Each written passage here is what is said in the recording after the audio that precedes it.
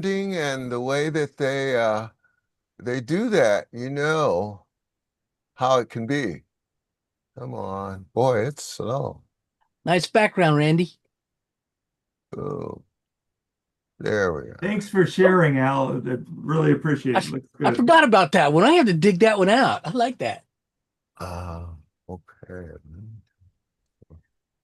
Oh, oops, no. Okay. So, Barbara has her hand up. Yeah, I'd like to switch topics if I could, Pete. I have an HP printer problem, and I checked on the internet, and a Where's lot my HP? Let me grab my HP shirt and I'll put that on while we have this thing. No, I'm of kidding. can't really. Yes, yes. And Go I ahead. looked on the internet, and apparently I am not the only one who has this problem. And it's the paper feeder. You know how on most printers, there's a tray and there's a little slide thing so that you can switch back and forth between 8.5 and 11 and a large one. Well, on this one, there's a little device, looks like that's what it is, but it doesn't move. So I've had the printer now for almost 2 years, I guess, and it won't feed the paper anymore. So I basically have a big piece of stuff here that doesn't work as a printer. And I've seen this complaint all over the internet. And apparently, it usually pops up after you've had the printer between a year and 2 years. For some reason, it won't feed. And the paper tray is set up so that the little device that you slide back and forth, it's not set on 8.5, 11. That would be bad enough because then you could move it, but it's set further back. So most of us use 8.5 by 11 paper for everything we do, right? And I can't get the thing to feed the 8.5 by 11 paper. And, so I've got basically a useless printer. So I'd like some advice from you. Shame, shame. Shame. Uh, yeah, I looked it up, this, and there are all kinds of comments over the internet from people. yeah, this is the type of thing that happens. Now, I'm not familiar with that one specific issue, and it does sound like it may have been a common issue with that particular either model or line or batch or something like that. But yeah, this is a tough, this is a problem with consumer electronics like this. And especially with the cost of these printers being between 70 and Oh, $150, sure. you can't even really take them for repair. You know what I mean? There's no shop that you can bring it in and they'll look at it because an hour worth of their time is $60, and they're charging you 60 or 2 hours to try to fix the printer. So there's no sort of ecosystem for printer repair type of things. They're almost just recyclable at this point. Well, I first, don't know. I would like to help you offline, continue to investigate this. So if you sent me some details via email, I can certainly take it internally to some databases to see what kind of activity has been going on for that particular problem. I'm happy to do a little bit of research for you. But yeah, it could just be that this particular unit has a problem that surfaces after a certain amount of time. I don't know what extent HP is aware of this or has responded to it or whatever, but I'm happy to do a little bit of digging. If you'd like to send me an email with, some details like you just had explained, and I'll see what I can do. what's your email, Pete? Pete Lozzi at gmail.com. So just no spaces or anything, just PETLOZZI at Gmail. And I will take your info down and have a look, see what I can come up with. Thank you very much, because as you can imagine, it's pretty frustrating to have this great big piece of equipment that doesn't do anything. So frustrating. I'm really sorry. Yeah, it's one of those things. And printers have, I don't know, umpteen hundred moving parts inside of them. And so it's not Mm. uncommon for one of the gears or the something to wear. They use a new material maybe to grip the paper, and then that proves to go bad after a year or two. Just so many things that it could be. But I really feel your pain. I relate to the frustration of, buying something and expecting to be able to rely on it and then having it be unreliable for no good reason other than just probably maybe poor quality control or something like that. So I know how frustrating that can be. I'm sorry. Now, I've had HP printers. This is probably my fourth HP printer, and this is the first one that I've had something, go wrong with this. And I have to tell you, I have a company down here that helps me with tech stuff, and he tells me he is getting complaints about HP printers in the last year or two, way more than he ever used to. So I think your comment about quality control is probably right on. Yeah, I think so. And the growth, I just another beat on this because I think it's interesting. But for a couple of decades, there was a drought of anything exciting happening with inkjet printers. There was nothing. For decades there, we all had to be really creative about where we bought our ink and what kind of printers we bought. And Ken even has a bunch of tips about buying Brother printer and cheap ink and stuff like Right, that. right. But then comes Instant Ink and Smart Tank. Instant Ink and Smart Tank are two new silos for HP, right? They're spinning up this Smart Tank Oh silo. man. Hey, Instant Ink, Randy, I'll match you. I'll match you an Instant Ink box there. Once you're an Instant Ink customer, you'll never let it go. Great service. But yeah, expansion I think is happening now. Over the past couple of years, there's been a lot of expansion, a lot of new verticals in the market, like the tank printers and the subscription printers. And then now there's a lot of competition. You got Shack popping up with Epson printers, and there's a ton of competition. So I think with explosive growth like this, things get lost in the shuffle. And yeah, I'm not surprised to hear that there might be, a rash of, this type of thing with this explosive growth. I just hope that it's the type of company, my fingers are crossed, that it's the type of company that reacts quickly and has a pro customer reaction, and that's my hope. HP's support is very well praised. I'll admit, if there's one thing I do not like to do, it is to dial the number of a support center of any kind. I do not like to do it because really, for all the reasons you've probably experienced, you have to go back to the beginning of troubleshooting when you've already done it all. You've already unplugged it. You've already turned it off. They start from the very beginning. That alone is frustrating enough if you're already feeling frustrated about the device not working properly. But I will say that the HP customer support, I get good feedback from others, and I've experienced good things too. I'm not saying that's going to be helpful for you here because they'll probably want, but if you haven't already given them a call, maybe that's a chance worth taking just to see what kind of reaction you get. But I will also take the info in your email and have a look and see what I can find for you. Can I ask you a question about what you were talking about a minute ago? And that is, I think if I get you right, you said that you thought that Apple's AI would do more harm than good. Could you explain what you mean by that? Yeah, yeah. The Apple's implementation of AI has, in my opinion, done more harm than good. And what I mean is, when Apple saw the wave of AI being implemented in consumer electronics, right? They're observers just like we are. They saw the wave of AI coming, and then every device scrambled to get AI on it. For better or for worse, that's what happened, right? My Alexa now has AI on there, and my Samsung Smart TV wants me to use AI. There's all these ways that companies are implementing AI. I'm not praising any of that. I think there's a lot of rushed implementation and stuff like that. What Apple decided to do was, and even this decision was probably approved by 25 or more leadership level adults. But what Apple decided to do was just be a go-between between you and ChatGPT. You can't directly access ChatGPT through Apple. So essentially, you're never connecting directly to AI. You're connecting to somebody else's AI because Apple is contracted with OpenAI, who makes ChatGPT.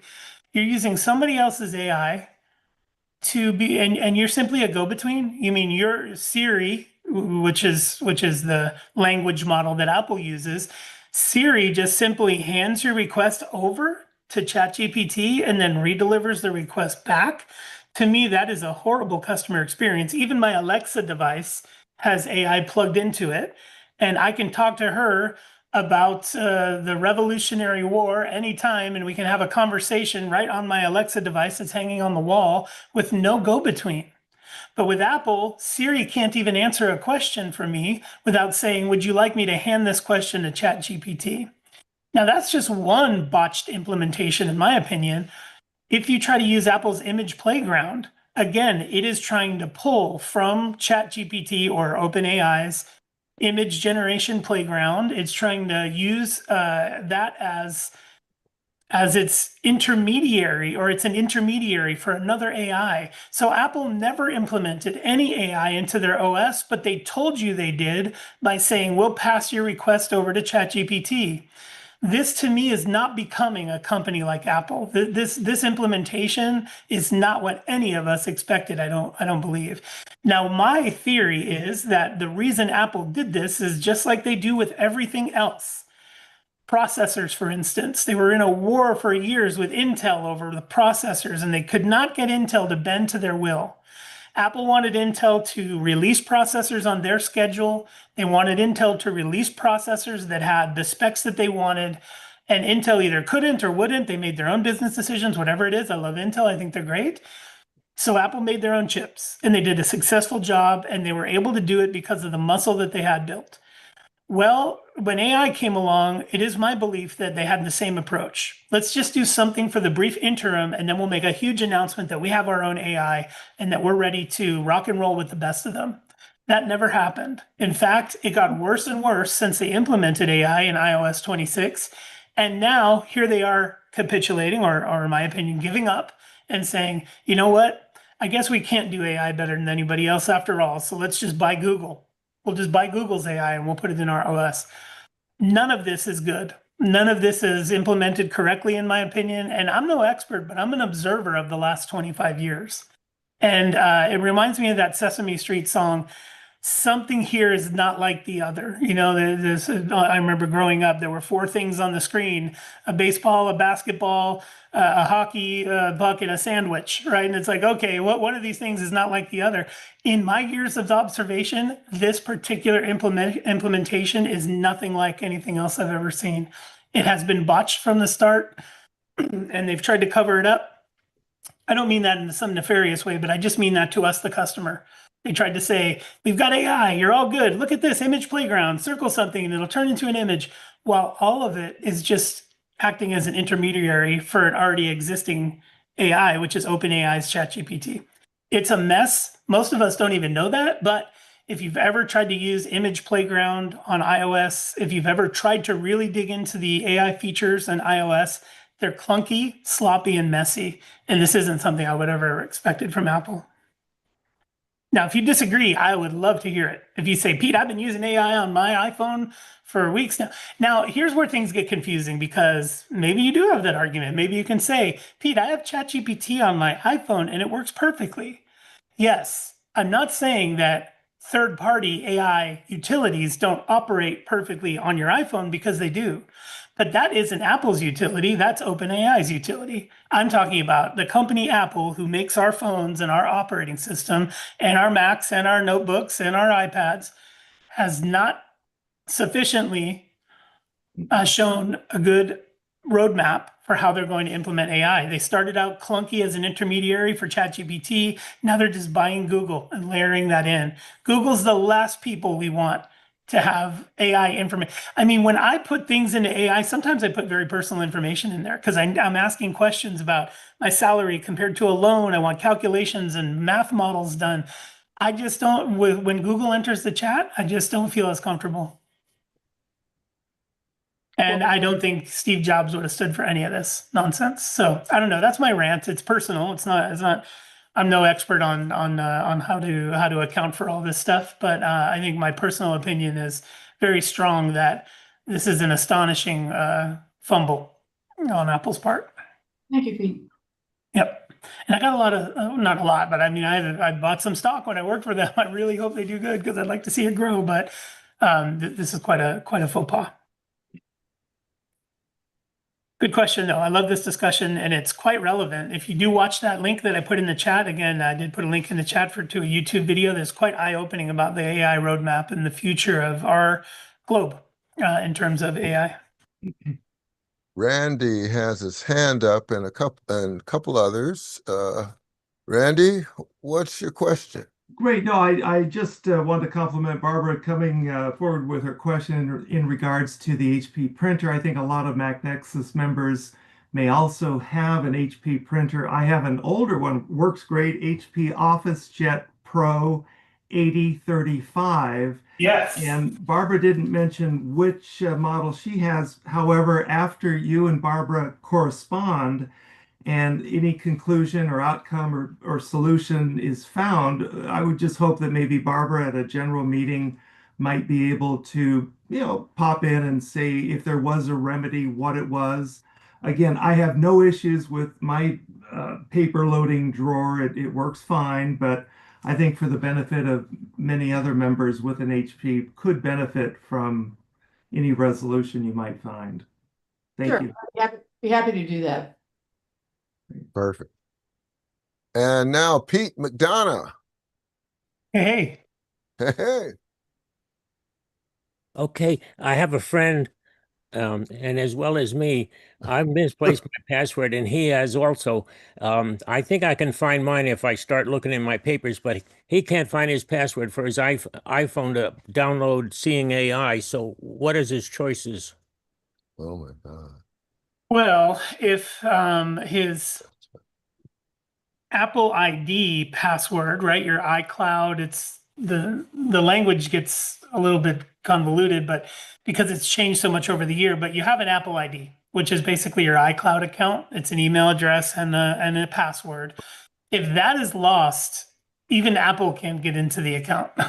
So that's scary. If that password to the Apple ID is lost, that's catastrophic because Apple can't help you. They no matter how much you prove it that it's you, they can't get in for you. So if it's not that password, if it's a different password, like a username and password for an app or something, that's probably a little easier to get around. But if it is indeed the iCloud or Apple ID password, it's just simply not recoverable. Okay, last question. Thank you for this and tag on. What if he bought a new phone and so he won't be get everything over from the old to the new, will he? No, no. His only option, if he doesn't recover the password somehow from that account, would be to start a new one, thus losing all of what you've got, your photo library, your things like that. So I think finding that password is the only hope at this point. Okay, last one. Thank you. Oh, Jesus, now I forgot what the question was. That's okay. If you remember, just come back Okay. on. That's okay. Yeah. Okay. Uh, Yeah. Mary, it's yeah. I always have a question, right? But I end up they're with good ones. two. One of them is just last night, my Apple Pencil stopped working, period. It won't, it usually when Huh. you attach it to the iPad, it shows how charged it is. It isn't doing that and it won't move around anything. So that's just one question. And Karen, I know, uses those a lot. So if you aren't familiar, no problem. I'll ask her Yeah, later. the one thing I would do, I've got mine here. I'm kind of testing and looking to see. I've had an issue with it before, and I've had to do a hard reboot on the iPad in order for it to start talking to each other again. And that's volume up, volume down, and then hold the sleep wake button. And I hold it through two whole Apple logos. I hold it, the screen goes black, Apple logo comes up, that disappears, a new Apple logo comes up, and that's when I let it go. That sort of resets all the radios, the Bluetooth radio, the Wi-Fi radio. It's sort of like the old voodoo of zapping the PRAM back in the day on our Right, Macs. right. But yeah, that should hopefully maybe remedy the problem. But if it doesn't, certainly happy to help you troubleshoot. So if you want to email me I, about that, you can. Yeah, because it just happened last night, so I didn't get it. And the second thing is what I emailed Pete about, and if other people don't want to hear this, that's fine. But like even today, you're mentioning about Google having our information, and like I would like to delete Chrome from my devices, but I know just putting it in the trash is not the way to go. So on some of the applications that you've mentioned in particular, and actually any application in general, the best way to delete them, which is to get all those complications out of your system. If you can help us with that, Pete, it'll be worth the price of admission today for me. Yes. Um, I have mixed news for you. Let's indeed talk about that for a moment. I think it is so important. Um, but the conversation must be split between Mac OS and iOS. Oh, Okay. Because they are completely different animals. They do not behave the same in terms of applications and things like that. And on Mac OS, applications have access to the system's core, basically. So on Mac OS, if you approve the installation of something, you are approving for that application to reach its tentacles out into pretty much whatever it wants. It can reach its tentacles and grab onto whatever it wants. This is a peril of installing an application in macOS. It's one of the reasons I always say, please try to find an Apple first solution to whatever it is you want to do. Try to find a way to do it without installing a third-party application. Because on the Mac, I have seen people have to completely factory reset their Mac because we can't quite get all the Adobe software off of there, no matter how hard we try. Mhm. So Mac OS is a very different animal than iOS. When they designed iOS, they said to app developers, your tentacles cannot leave your box. Your tentacles cannot reach outside your box. They can't get around the core. They can't install themselves in other things. You can only keep your tentacles inside your box, with the exception of 7 system services.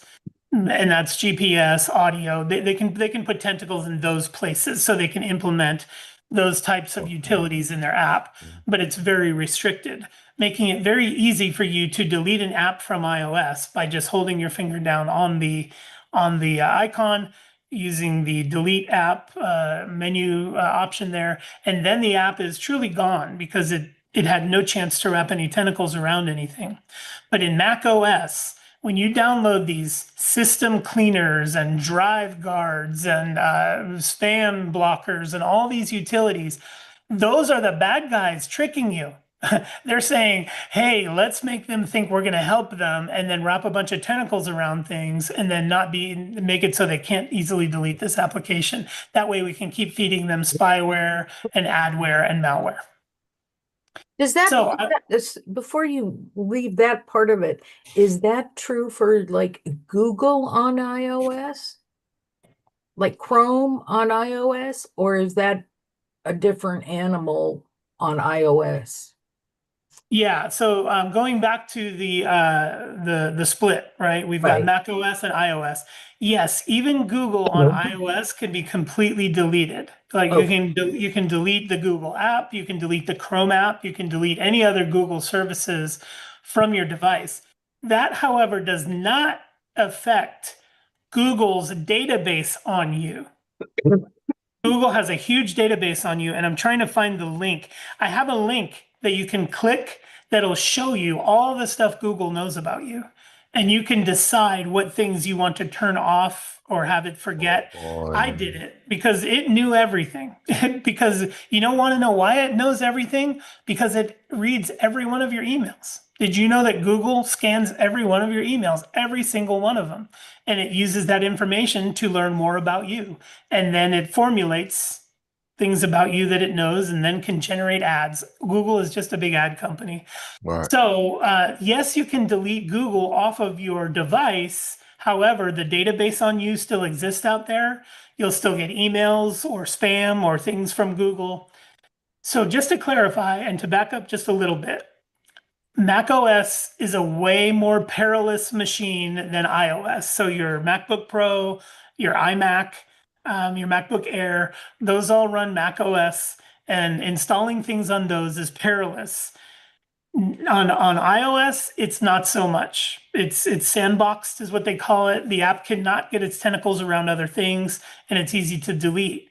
However, these companies are still collecting data on you and they still have a database. So if you really want to know what the company Google knows about you and why it's able to, I don't know, market to you the way it does and stuff. I mean, you can be talking on the phone to a friend and say you're in the market for a lawnmower, and lawnmower ads start showing up in Google.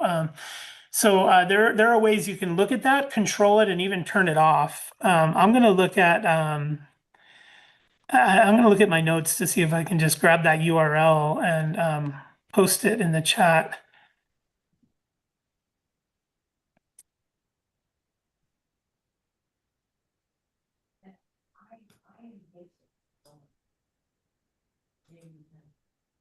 Can't hear. Mary, are you speaking? Could you not? I was saying, while you're looking at that, I think it was Pete who had the question about the recovery. Al put a bunch of good information Oh, the in the chat. chat. Just Yeah. I don't want him to Okay. miss it. Sorry, I Pete. just, oh no, it's okay. I just put that link in there. That is for you to go to and take a look at your Google activity. That isn't everything they know about you, but that is kind of chilling to just look at that. But I'm gonna also look at, where is that? I'll find that page where it shows everything that Google knows about you. Um, but anyway, but okay, so yeah, then when you try to delete things off of Mac OS, it's much more difficult because that third-party app developer has been allowed to wrap tentacles around other things. There have been times where I have tried, despite all my efforts, to get something uninstalled from a machine, but it still won't do it. So we have to factory reset that machine. The good news is your machine can always be factory reset back to 0. And on that note, I just got to leave you with one piece of advice. And I know some of you take it because I do this advice thing, and then I see you a year later and you say, hey, I took that advice and now I'm in a spot where I can easily quarantine these types of things. My advice is you should be able to factory reset your machine once a year. Factory reset it once a year. With the way everything is connected to your iCloud, you know you won't lose all your photos, you won't lose all of your contacts and things like that. What you lose is all of the apps you've installed. When you do a factory reset, they're gone, and your OS is renewed from the core, meaning your machine is going to run like the day you bought it. It won't be slow, it'll be fast and snappy. And all of those applications you were curious about installed and then tried to uninstall, all the crud they leave behind, gone. And now you might be saying to me, well, Pete, what about all the applications I need? My challenge to you is stop needing so many applications. You don't. Maybe your curiosity drives you to have 50 billion applications. Stop it. Explore on iOS. That's where it's fun to explore. But your Mac OS, if you install all these Drive Cleaner and applications like that, you're just looking for trouble. Keep it clean. Apple solutions first, like Pages, Keynote, Numbers instead of Microsoft Office, Word, Excel, and PowerPoint. Keep it as many Apple solutions as you can. And then if you have to have a third-party app on there, like me, Affinity Designer would be the third-party app. It's a must-have for me. But it's from a reputable company who installs it like they're supposed to, and it uninstalls like it's supposed to. So I think a bit of discernment in how you treat your Mac OS is important, but you don't have to use that same discernment when you're on your iPad because you're protected here, unlike on Mac OS. Sorry, I have to be heavy-handed sometimes, but I like it. I like to say, "Hey, stop it! Stop installing all that junk because it's holding you back." And after a year goes by, your machine is 40% slower than it was the year before because of all the junk that builds up in there. Keep it clean, neat, and running to serve you like it's supposed to. So yeah, there's that. Sorry. So are you suggesting that like we look through the apps we have once a year, you look through the apps you have on your machine, the OS ones, and just hit delete or uninstall and then go back to factory settings and then reinstall the apps you want? I'm kind of Yeah. linear like that. Yeah. No, I like that step. I like that logical progression there. Let me restate it. Yes, you would nuke your machine. When you're done, it's going to be like the day you bought it. You're going to start it up and it's going to say, "Welcome to Mac." It's going to have nothing on it at all. Nothing lives. I like there's a line from Armageddon. Nothing will survive, not even bacteria when the asteroid hits the Earth. Nothing can survive, not even bacteria. Everything gets nuked out of your Mac completely. You log back in with your iCloud account and boom, your photos, your contacts, all those things are back immediately. And then it's on to what apps you needed. Yes, you reinstall those apps, but put yourself to the test. Do I need this app and why? If it's Quicken and it's your finances, then yes, you need that app. Go ahead and install it. But don't install apps that you don't need, or don't even install apps that you kind of like. Leave them out because it just, I don't know. the peril of those tentacles getting wrapped around things is can be catastrophic. I've seen people buy an iMac and 4 months later it runs. It's an M3 iMac. 4 months later it runs slowly. The beach ball is spinning all the time. This is because of sort of not using a higher level of discernment in what you're installing, and maybe falling for the tricks. You know, my son even, he's running up to me yesterday going, Dad, there's an app you can install and it cleans up your photos. It gets rid of all the duplicates and makes names them no. all and stuff. And I'm like, no, it doesn't. It just wants access to your information. It's bad. No, don't do it. So yeah, just a high level of discernment about what you do install, and just be disciplined about it, because there's too many fly-by-night app companies out there who just want to harm you. So just to summarize, because some of us are like that, Yes. you note the apps you need, Yep. delete them, the ones you don't. No, you wouldn't delete the app. Once you factory reset your machine and you turn it back on, everything will be gone. Oh, You have to so you delete it. don't need to do that. Okay. In fact, deleting apps is where you get a false sense of security, because you think, oh, I just uninstalled this Drive Saver app that I downloaded. Phew, I should be good now. But you're not, because the developer put a bunch of things on your machine that's still watching you. It's still listening to you. It's still able to advertise to you. There's just too many of those things going on out there. Okay. And so you note the ones you need, reset, and reinstall the ones that you need. It's just Yes, 3 steps. exactly. Yes, it is. It is just that simple. Now you can add layers of complexity to that. What if I have an external hard drive that I have hooked up for Time Machine and stuff like this? I believe that there is too much complexity that is legacy stuff that is not needed anymore. We don't need Time Machine anymore. We don't need external hard drives anymore for backing up our data. So I think it's just a disciplined approach to keeping things simple. Restoring your machine from factory settings and just installing the apps you need, I think, is huge. Keeps your machine running really fast and keeps those tentacles out of your machine. And then simplifying your setup. If you have external hard drives, it may be time to get rid of them and use iCloud to store your things. If you're using Time Machine, I definitely think that's an outdated property that does you more harm than good. Because what Time Machine does is drags all of your luggage from the past to the future. Everything you've installed, all that junk comes over with you with Time Machine. Why not just reinstall, do a factory reset, log in with your iCloud, and then put the apps back on there that you need. So to be clear, you don't use the built-in Time Machine backup feature on your machine. Have never, will never. It slows down your machine terribly and doesn't do what it's telling you it's doing. It doesn't save you to the extent that you think it is. I don't know.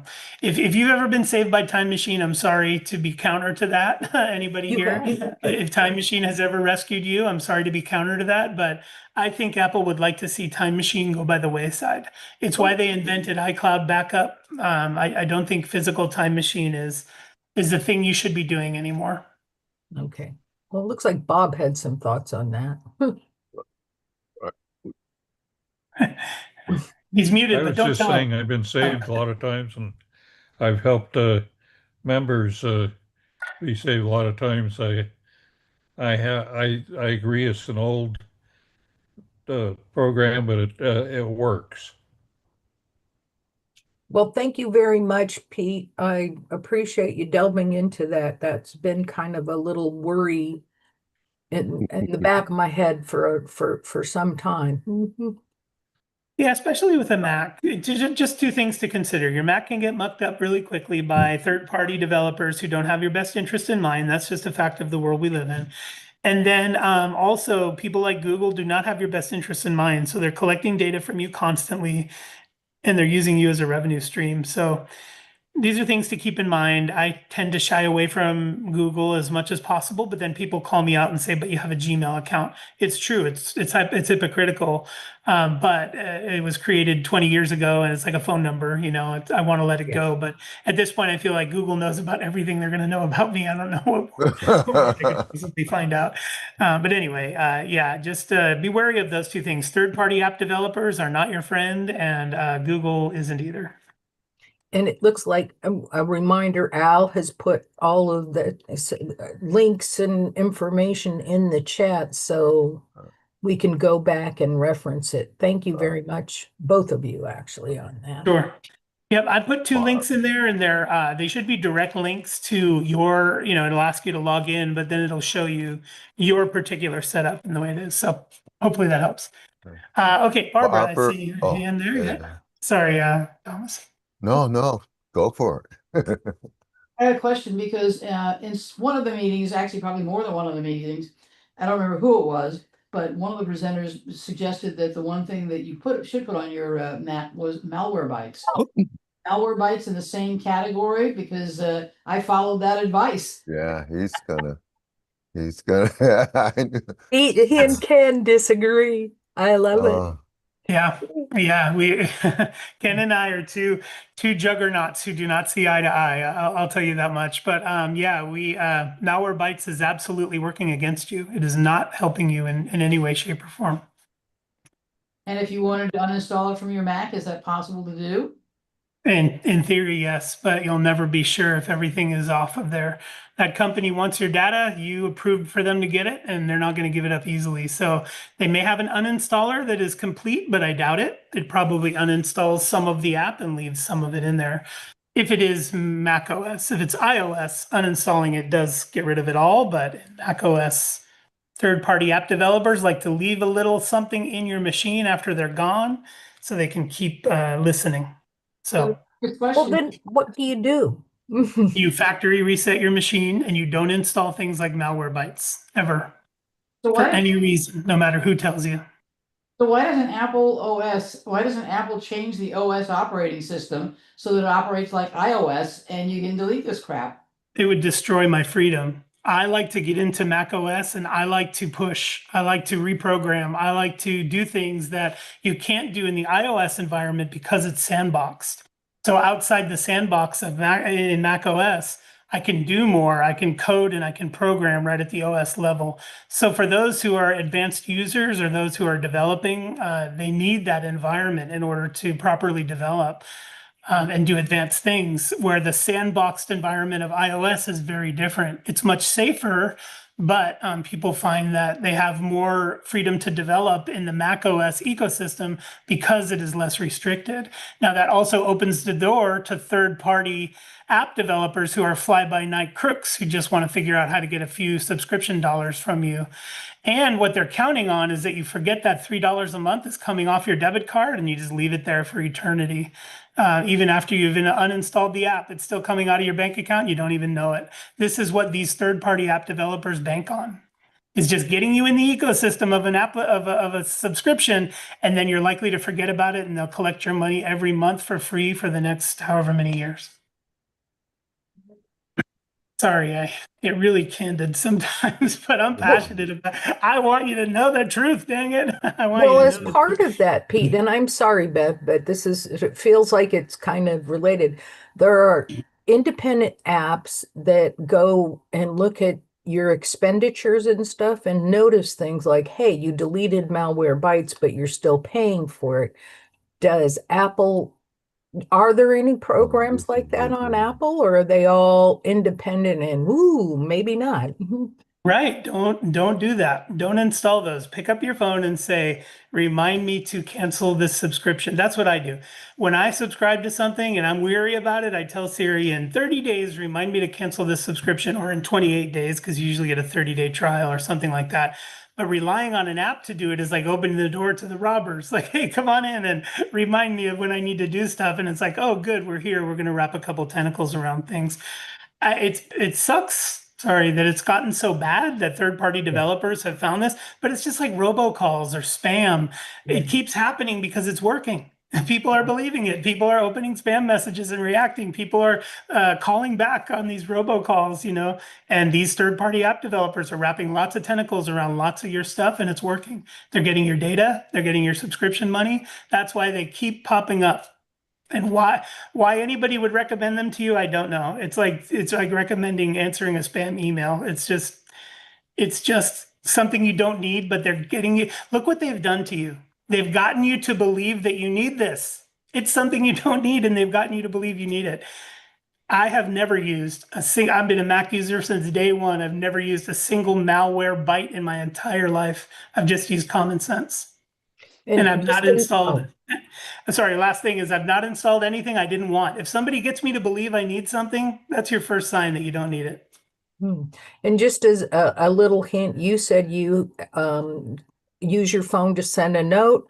I use the calendar, like especially on yearly subscriptions, to when I've decided that I'm done with a subscription, put it on the calendar to remind me to cancel it or whatever. So just as an option for people who like to work differently. I do the same Yes. thing. And I set a whole Yeah. bunch of alerts. Day The before, 2 days before, a week before, a month before. Yes.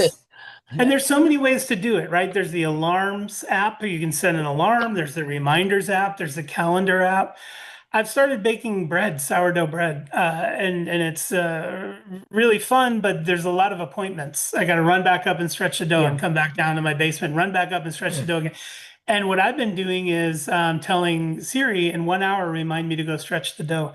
What I like about this is that reminder pops up on my lock screen and I can dismiss it with a tap, right? I can run upstairs, stretch the dough, and then dismiss it, and then tell it in another hour, remind me to do the second stretch, and then come back downstairs. It even shows up on my calendar.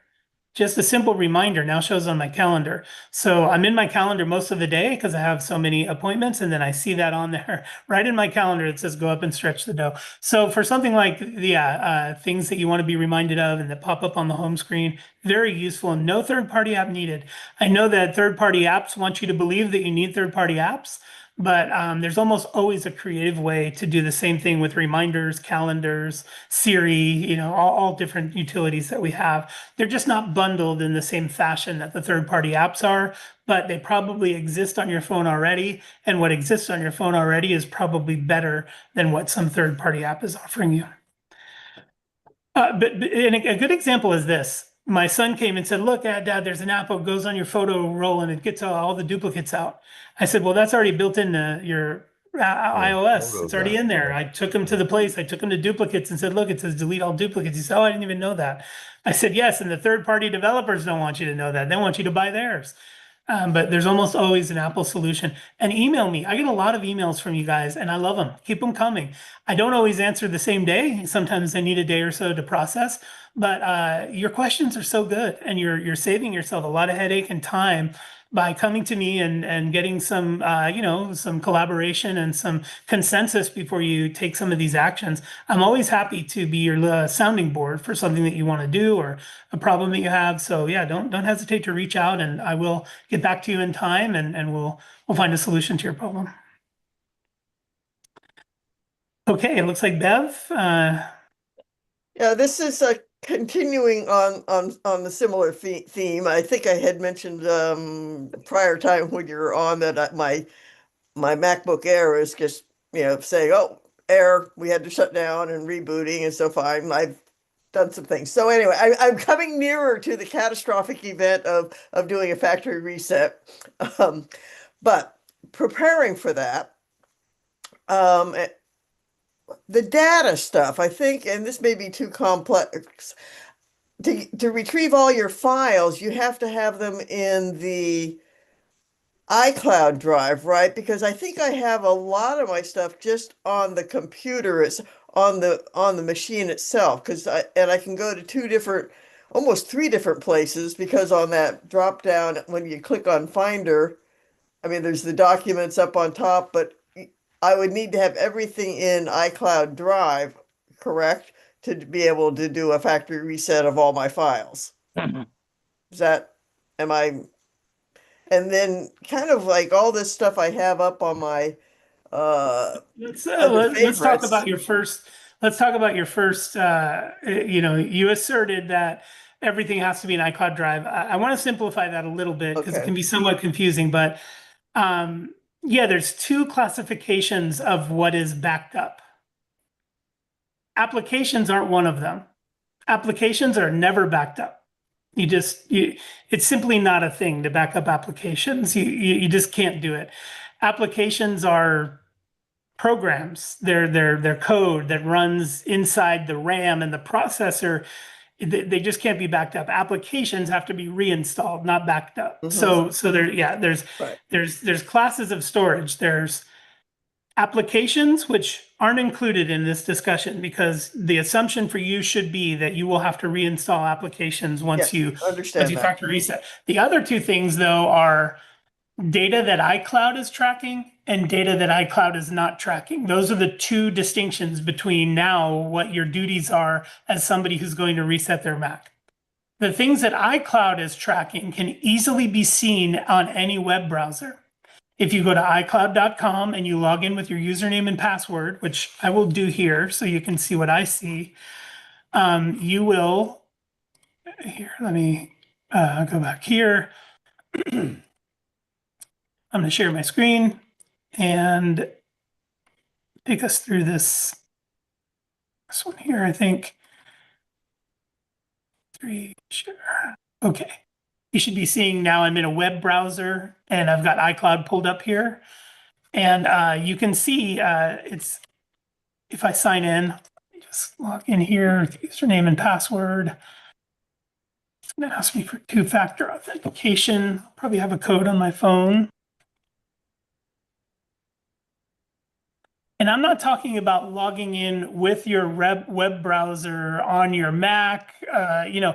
It doesn't have to be related to your Mac or related to your iOS device. You can log in on any web browser. This web browser you're seeing here happens to be a Windows PC. I'm not even on a Mac right now. This is a Windows PC, and I've logged into my iCloud account. Oh, okay. Ooh, what you're seeing here is some French bread pizza from last night. Yes, it was as good as it looks, and some 3D printing photos. But basically what you're seeing here is all the info that you have backed up to iCloud is all here. In this lower left quadrant here, you can see all your mail is here. All your contacts, your calendar entries, your photos, your iCloud Drive, your notes, your reminders, invites, which is a cool thing we haven't really got into, pages, numbers, Keynote, Find My, all of the stuff that is backed up is available here. So if you're ever wondering, is everything in the iCloud? Is everything in my iCloud Drive? You can access it from any web browser and take a look yourself and see what exactly is backed up. Now you have stuff that iCloud connects to and backs up, and that's typically things like your contacts, your calendars. The reason all of your devices reflect the same calendar is because it really lives in iCloud, and iCloud's feeding all your devices the calendar. The reason all your devices reflect the same photo library is because that photo library lives in iCloud. It's just being fed down to all your devices. So the genius is all your stuff is already in iCloud. Even if you went to the store today and bought a new Mac and brought it home, tore open the box and turned it on, you'd log into your iCloud. And that's going to populate your contacts, your photos, all the things we saw on that website. So those are the easy things. Those are the things that Apple has done a great job of having live in the cloud and then gets passed out to every device that you log in with your iCloud account. Even if I have 6 iPads, 4 Macs, 7 Apple TVs, I can log into them all with my iCloud account, and it is going to sync with the cloud and feed me the information from one central location, which is the cloud. So when you do your factory reset, a lot of the stuff that you need is already easily replaced just by logging into your iCloud. Almost everything you need will be there. Some exceptions are that if your hard drive, the stuff you save, Word documents, Excel spreadsheets, pictures, whatever it is you have in your shoebox, your digital shoebox of stuff you've saved, if that's in your iCloud Drive, then no further backup is required at all. When you log into a new Mac or you factory reset your Mac, not only will your contacts, your photos, all that stuff, even your iCloud drive will all repopulate and be right there for you after a factory reset or when you buy a new Mac. However, some of us save stuff locally to the hard drive and not in the iCloud drive. We have folders or files that we've just had for years that sit on the hard drive. Those have to be backed up too. You have options for that. To back up your files that aren't in iCloud, you can either put them in iCloud, which may put you over your quota and you have to pay more money. I pay iCloud $20 extra a month for more storage so I can store everything in there. This is 100% security, but it's expensive. It costs me, what's 20 times a year, $240 a year is what it costs me to have everything backed up, but I sleep like a baby because everything's in iCloud, so it cannot be compromised. The building won't burn down because they have it in 5 places. You know what I mean? That they've got it figured out where I'm not going to lose my data. And so for $240 a year, everything's up there and securely backed up. So whenever I get a new device, it takes me 6 minutes to be set up. I log in with my iCloud account. It says downloading now, and everything is just like I needed it. But if you say, well, Pete, I don't want to pay $240 a year for more storage. I want to have local storage that is not synced to any cloud. Well, then you have a decision to make. Will you put that on an external hard drive, like a flash drive or something, and keep it there? And then when you get your new device or when you do a factory reset, you plug that drive back in and drag it on over. We've been doing that for 20 years, and you can continue to do that if you want. But that drive is susceptible to damage, just like your Mac is. So if that drive gets caught under a roof leak and drops of water get in there, all that stuff is gone. This is why I paid $240 a month to have it up in the cloud, and I never even give it a second thought. It's all secure.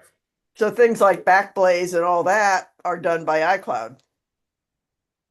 Backblaze is a third-party service, which I do not recommend. It is just simply automating something that you should be doing yourself, and it's wrapping itself around a lot of other things that it doesn't need to. All you have to do instead of Backblaze is tell iCloud, back up my stuff. Here you go. Here's the folder. Because Bev, you probably have a folder that says Bev stuff. And in there is stuff from college or work or all kinds of things. Well, I think you're talking, I mean, because like when I migrated from PC, the person that helped me, and I have a big file and it's just under the favorites. It's not in the iCloud section of Finder. And maybe we're getting too specifics here for this. No, I'm tracking with you exactly. Well, I know, but I know you would be, but I mean, we can stop if my stuff is too detailed to me. But then there's things like everything that moved from from my old XP program on the PC, that would be what's considered housed directly on my computer, but that could be put up into iCloud if it just got. Indeed, yep. You So sure could. all Now, what that, I and did- so things like the pictures file, I mean, there's a pictures thing under there, all the movies, and unless you, now songs, if you downloaded songs onto but you should be able to put that into iCloud. That's a different thing. That's a Well, Well, you've got- my that's CD where licensed. I've not downloaded from the universe, but a CD that's been. Oh yeah, you own that. Well, That's a Bev, different. let's call that an archive. What you've got there Right. is an archive, right? It's got photos, it's got music, it's got videos, it's got documents. It's an archive, right? Yeah. And you have to decide where you want to store that. It's up to you. It And can be on it could be stored in iCloud. It could be, yeah. But Okay. depending on the size of it, you're talking about videos and stuff. If it's really large, then it can get expensive because iCloud charges by the gigabyte. So I'm paying $20 a month, and I think I get 4 terabytes or something like that, where I have almost unlimited storage. But that's an archive. And for everybody else listening, you probably have an archive. You probably have a folder of stuff that you've been dragging from computer to computer over the years. And you're going to have to figure out where to put that stuff because hard drives are getting smaller and smaller. As you can see, every time you go buy a computer, the hard drive is smaller. You probably don't want to continue just dragging that on from device to device. What I did for my archive is I did Dropbox. Dropbox is an Apple-friendly, easy-to-use service. It's free for up to 2 gigabytes, I believe. And what I did was I just put my files there on Dropbox. That's where my archive lives, separate from my iCloud, but it doesn't have to be. I just chose to do that because it's a lot of work stuff. and I don't need it on my iCloud. So you have to make a decision of where you want to keep your archive. You can keep it on your hard drive. You can keep it on an external hard drive. You can keep it in the cloud. You can get your own cloud service like like Dropbox. But you do have to make a decision, all of us do, where we're going to keep that archive. Now, people like myself, and I'll call out Al Trivet here, we have probably 700 pounds of old hard drives in our closets with things on them that we've already forgotten about. That's called an archive too. And I've got to make a decision. I started writing X's on them and then I put a drill through it after I checked it to see if everything is off of there because I don't want that 700-pound monster following me anymore. I want to get rid of all that stuff. Al and I have been fantasizing about that for 20 years. Like, ooh, imagine getting rid of all those drives and having everything digital. But it's a burden that we have carried with us. We're the pioneers, right? We still have our old archives and we just got to decide what to do with them. Well, and If as I it's get older, I'm a couple decades older than you. It looms even larger. Okay, this is good. This has been very helpful. One practical question then. Quite a few years ago, I think I picked up from you that you like the application Paprika. Yes. Okay, I bought it on a Christmas sale, enjoy it on my phone, but I also downloaded it onto the Mac. Okay. So there's a way then, because I think you mentioned like with Google, the applications one loves and wants, but you can, a lot of them, this is the question, some of those can be accessed going through the web or something.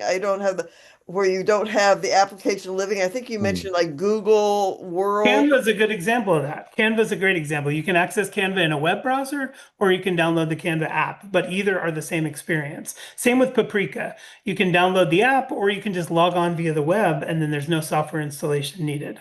And so that's what you would recommend on like using Paprika as you log on through the web and can access your account, your Paprika individualized. Yes. Look, That's true for most applications. yeah, that if there's a web version that is just as robust as the application version, like Canva, for instance, the web version and the application version are identical. So if that's the case, then yeah, I think that I would rather use the web version. However, in my rant earlier, what I didn't say is there are some app developers who have proven that they have your best interest in mind, who have proven that they put a customer first approach. Sarah for Affinity is a company that I trust now. I've been using them for about 8 years. I trust their software. I trust their service-facing, ethos. And they were just bought by Canva, so I'm watching them closely. If they start to become anti-customer in their approach to things, I will go find something else. You'll lose me. So there are reputable companies that do have your best interests in mind. It's just Malwarebytes ain't one of them. There are small development houses like the one that makes Paprika that does have a customer first approach. Their app is really slick, it works really well, and they aren't the kind of company who's wrapping all these tentacles around your your Mac's innards so they can advertise to you. It's just hard to discern. Do you remember the old days you'd walk through CompUSA and the PC software took up about 8 aisles? And I would help customers in the software aisles all the time and say, what are you looking for? And they're like, I don't know. Let's see what's here. And what it was a cesspool of just fly-by-night companies that wanted to somehow grab your data or your dollars. And it's like the dog food aisle at a grocery store. Why do you need 3 aisles of dog food? There should be, I don't know, 6 different kinds that fit in this size area. Why do you need so much software? Is the question I would ask back then, because a lot of it is just fly-by-night failure stuff. It's hard to find the good ones. It's hard to find the affinities or responsible companies like Canva who have a customer first approach. So not every application is bad, but an app developer really has to prove itself, at least to me, that it has a customer first approach or a user first approach before I'll ever consider it. And another rule of thumb is any app that claims to help you with something isn't going to help you with it. If they're going to help you sort your emails out, it's not going to do that. If it's going to help you reduce your photo duplicates, it's not going to do that. It's going to help you minimize malware. It's not going to do that. So it's hard to spot them, but that's why I used to have something called Spotlight, where I would give my people the 12 apps this week that I highly approve of and have proven a customer first approach, because I think floating those to the top is important. It's why I'm so passionate about showing you things like affinity and those types of things, because when somebody's getting it right out there, I really want to spread the word, because you have these Adobes of the world who are these overlords who have just been doing this for so long, collecting money without a user first approach. They're scary. I got to get away from them and find the ones that do have our best interests in mind. So it's not easy to do, but they're out there. I'm not saying never install another app again, but put it to the test before you do it. Say, do I really need this? And what problem does this solve? I'm going to email Pete and see if this is really what it says it's going to do, and I'll help. Thank you. Sure. Very helpful. Okay, let's see, Randy. You're muted. Oh, mute button. Yes, Mute. a Yes. while back, I try to be quiet, anonymous, you know me. Anyway, a while back, you had said something about monthly payments, and so that sparked a question that I have had for a little while, making it easy to get onto the Apple Care program where you get like 3 Apple Care products for one set price, like $20 or just under $20 a month. My question is, what is the easy way?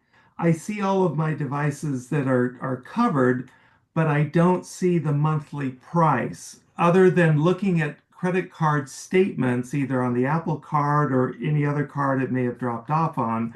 How do I find my monthly expenditure for each of the like the products? Like coming up for me is AirPods Max eligible to renew Apple Care plan. And I've got some of my wife's products on there, and like the studio monitor.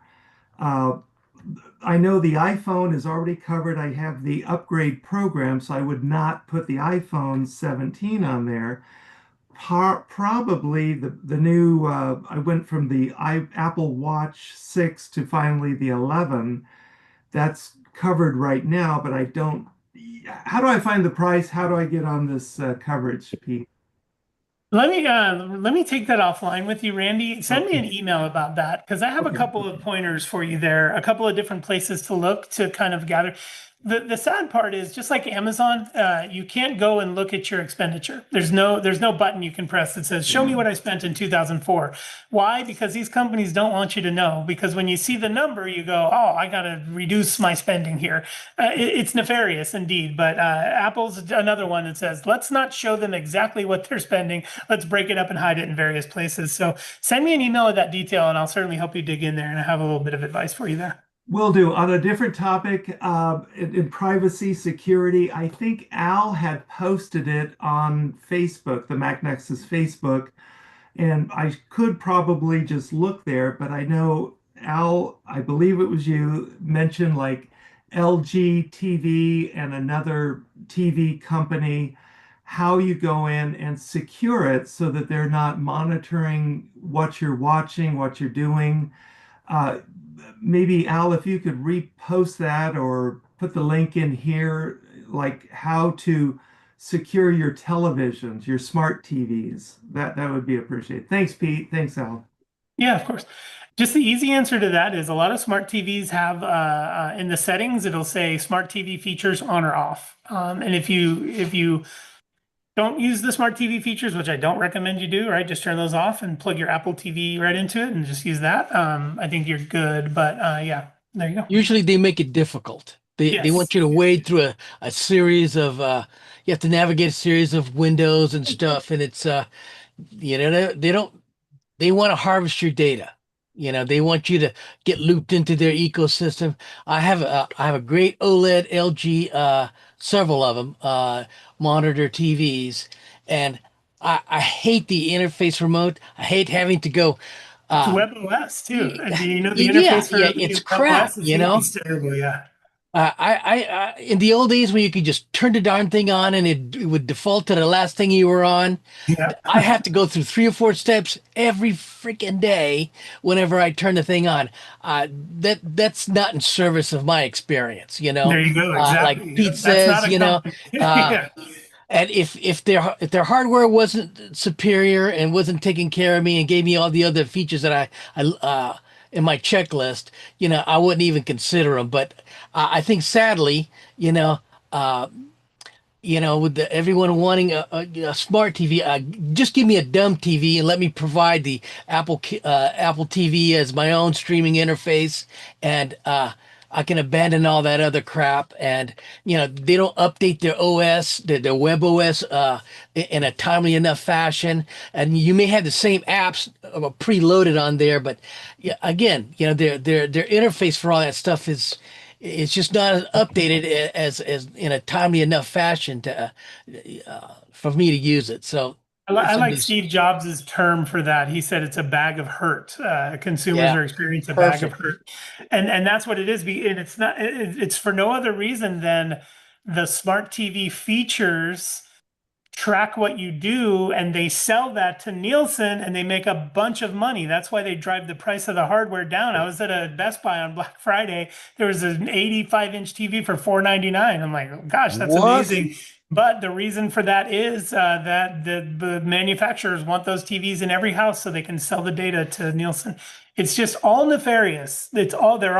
Everybody's angling, all the greatest minds of our time are angling how to extract a little bit of money from you at a time. It's just a sad state of things. But anyway, a not sad state of things is Canva provided. Am I still on the screen too? Can you see me over here? Yeah, Yes, you they are. are.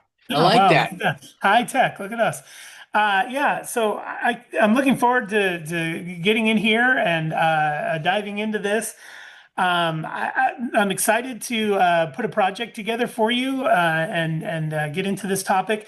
There's a couple things I would like to go over. I think they're somewhat technical, but I think we'd be remiss not to talk a little bit about file types before we got into Canva.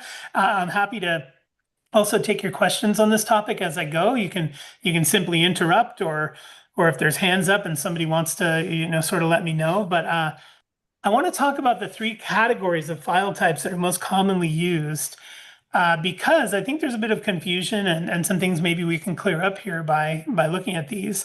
But the three major categories, this pretty much encapsulates everything out there, is raster, which is an image that's made of pixels. It's ideal for photos and it's resolution independent. For raster, you know what I like to think in my mind is I like to think Legos. Legos and raster, for some reason, for me, go together because you can click Legos together, and they're finite blocks. You can't make them any smaller or bigger, right? You can just click them together, and that's what you get. So for raster images, it's almost like just, you can imagine the pixels are like Legos. They don't get bigger or smaller. They stay that size, whatever size they were originally. That means they're resolution dependent. If you've ever had an image that you thought, oh, I'm going to just make this bigger so I can put it in my flyer or something, but then it gets completely grainy after that, it's because those Legos can't stretch. Those pixels can't stretch. So that's raster. And then there's vector. Vector is scalable without losing quality. It's ideal for logos, icons, illustrations. Vector is incredible, but people just, the question I get when I'm teaching this stuff is people say, well, how come photos aren't just vector then? Why are photos raster? If they were vector, couldn't you then have unlimited resolution? And the answer is absolutely yes. So what's stopping us? It's processing power. A vector image is made up of every pixel being babysat by a mathematical engine. When you enlarge an image that has 2 million pixels in it, well, that's 2 million sets of mathematics that have to happen at a time. So vector images are usually more simple than a raster image, and I'll give you a little bit of what I mean there here in a moment. And then you have hybrid, and may contain raster and vector elements, or have special issue uses. What a hybrid is basically a folder that you can't see with your eye. but it's a folder that a bunch of things are going in, some vectors, some rasters, and we're sort of packaging them all together. To the user, to your eye, you just see an icon. And when you click it, it opens. But what it really is a bundle. And so I'm going to pull back the curtain on some of these and let's look at raster. We'll just zoom in here and take a look. And raster, and here's a list of raster type of images. JPEG, we all know that one. That was one of the first on the scene. JPEG stands for Joint Photographers Expert Group. And JPEG was designed to make it so photo file sizes were more manageable, were smaller. Because what we were finding was we were taking these really high resolution images with tons of fidelity that never got used. And the JPEG group said, we got to make this more portable and easy if we're going to have cameras out there where we want to hold a lot of shots. So all JPEG is an engine that strips out fidelity from your photo. It never adds anything. Boop, boop, boop, boop. Alert, alert. JPEG is never quality increasing. JPEG is always quality reducing, always. JPEG cannot add. It can only take away. So that's why JPEG is somewhat problematic. You have these nice cameras that take these images with super high pixel depth, but then JPEG comes along and says, no, we don't need this, we don't need this, we don't need that, and throws a bunch of stuff out. Now the image still looks good, but when you try to enlarge it, you lost a lot of that stuff. So anyway, then we've got PNG. This supports transparency where JPEG doesn't. JPEG has 3 layers. RGB, red, green, blue, RGB. That's how many layers a JPEG has. PNG has 4. They added one more called A for alpha. So it has RGB and then A. Alpha is an invisible channel that'll hold things in place. JPEG doesn't have that invisible channel. So you can never have a round JPEG that doesn't have a square around it. You'll always have a square around a round JPEG. A PNG, however, since it has that A layer, can hold it in place transparently. So you won't see that round layer when you have a PNG. Even though it's still a square image, you don't see what's around that circle. So then you got others. We'll go quickly through these ones. GIF or GIF, however you pronounce it. I don't know if the internet has made a decision on how we're going to pronounce that yet, but GIF or GIF, simple animations limited to 256 colors, bitmaps, TIFF images, WebP, HEIC, lots of different file formats out there for raster, but there's a list of them there. And then for vector, let's take a look. SVG. This stands for Scalable Vector Graphic, SVG, most common vector web format. SVG is my favorite file type because it is resolution independent. I can put it on a poker chip or a billboard, and it'll look the same in both places because mathematical equations are controlling the scale. Not like Legos. With Legos, if you try to pull them apart, the bricks will fall apart. With SVG, every pixel is being mathematically calculated as you scale to stay exactly the same. However, it can only handle so many pixels at a time. This is why photos cannot be in SVG. As processing power increases and we get supercomputers here in the near future, it'll likely be that photos are vector from now on. The pixels are tiny mathematical equations instead of just Lego bricks. But that remains to be seen. That takes a lot of processing power. Then you have others like Adobe Illustrator format, EPS, legacy vector format for printing. We've all heard of EPS files. PDF, that's one of my favorites too. A PDF is also a hybrid, but a PDF is a bundle. And that bundle contains both bitmap and raster and vector. And then we'll just take a quick look at the hybrids here. Hybrids, PDF, that's the most common hybrid. Again, a PDF is a folder, and in that folder is a combination of raster or bitmap images, vector images. Then you have raw, ICO, a lot of these uncommon or less common file types here. So let me pause there and just see if there are any questions or call outs about any of these file types, any frustrations I can help with or questions there. No? Okay. A good overview. Yeah, a little primer there. And then I wanted to show you just some examples of how this world works.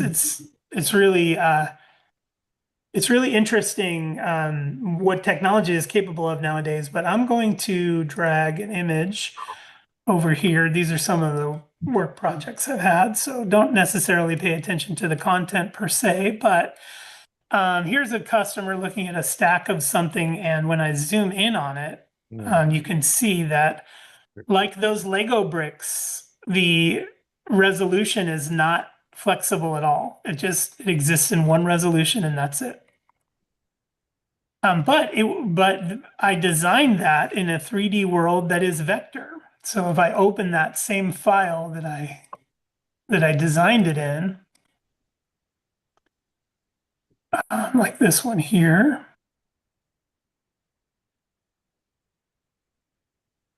This is a 3D environment that I created in vector. So in my 3D environment here, I can indeed get very, very close to any of these elements. And as I get close, you'll see that no matter how closely I zoom in on anything, whether I pick this box over here and zoom in on these boxes, everything has super high resolution because it's all created in vector. So a vector 3D environment to a 2D image, it's all very interesting what we're capable of here doing today. Yesteryear, it was desktop publishing, which is all flat, but I just sort of wanted to show you that now you can build in 3D in vector and have images exported out. Like for my job to have to go to a store and try to set it up like this would take me longer than 3D modeling the world and taking the photos myself here in the 3D model. So some really good capability out there today that didn't exist before for vector modeling and being able to export things in 3D. It was processing in between. It took a moment, correct? Yeah, you see it blur because the GPU has to process all the data. And just 3 short years ago, it would have taken 5 minutes to get Right. all that data processed. Right. But because of, the silicon and the GPUs, AI has really helped GPUs blow up because GPUs are required to process all the tops. Remember that term, tops? Trillions of operations per second, tops. So now things are getting so fast that you can create and navigate these 3D worlds on desktop PCs that used to only be in industry. It's pretty amazing. So what this means is if we look at something that we've created, like here, I'm just going to go do this and had this set up earlier. Delete this stuff. So what we're going to do is if we look at something we've created, like for instance, I'm going to take a logo here and put this logo on the page, and I'm going to shrink it down, and I'm going to zoom in on the corner right here, this corner of this H. I'm going to zoom in, and you can see no matter how close we get to it, it's razor sharp. In fact, I got so close it couldn't even process anymore. We are super close. I'm zooming out now. It's taking forever to zoom out just because how close we were. Now, if that were a bitmap, that's a vector image. And if I hand this vector image over to, say, a graphic design house, and I say, hey, I'd like this to be a billboard, billboard size, they would say, no problem. Since it's a vector image, all the pixels are calculated mathematically. So we can make it any size you want. If I were to change this to a bitmap image and zoom into that very same corner of the H, you can see that those building blocks do not behave the same. As I'm zooming in, you can see just how anti-aliased and pixelated this is. So working in vector is a huge advantage. While we're here, I wanted to say a lot of us used to covet those, what do you call it? Boxes of CDs. Remember those boxes of CDs we'd buy? And it would say 80,000 pieces of clip art, and we'd take it home and put those CDs in and look for that clip art. Well, those are gone now, but something called Shutterstock exists now.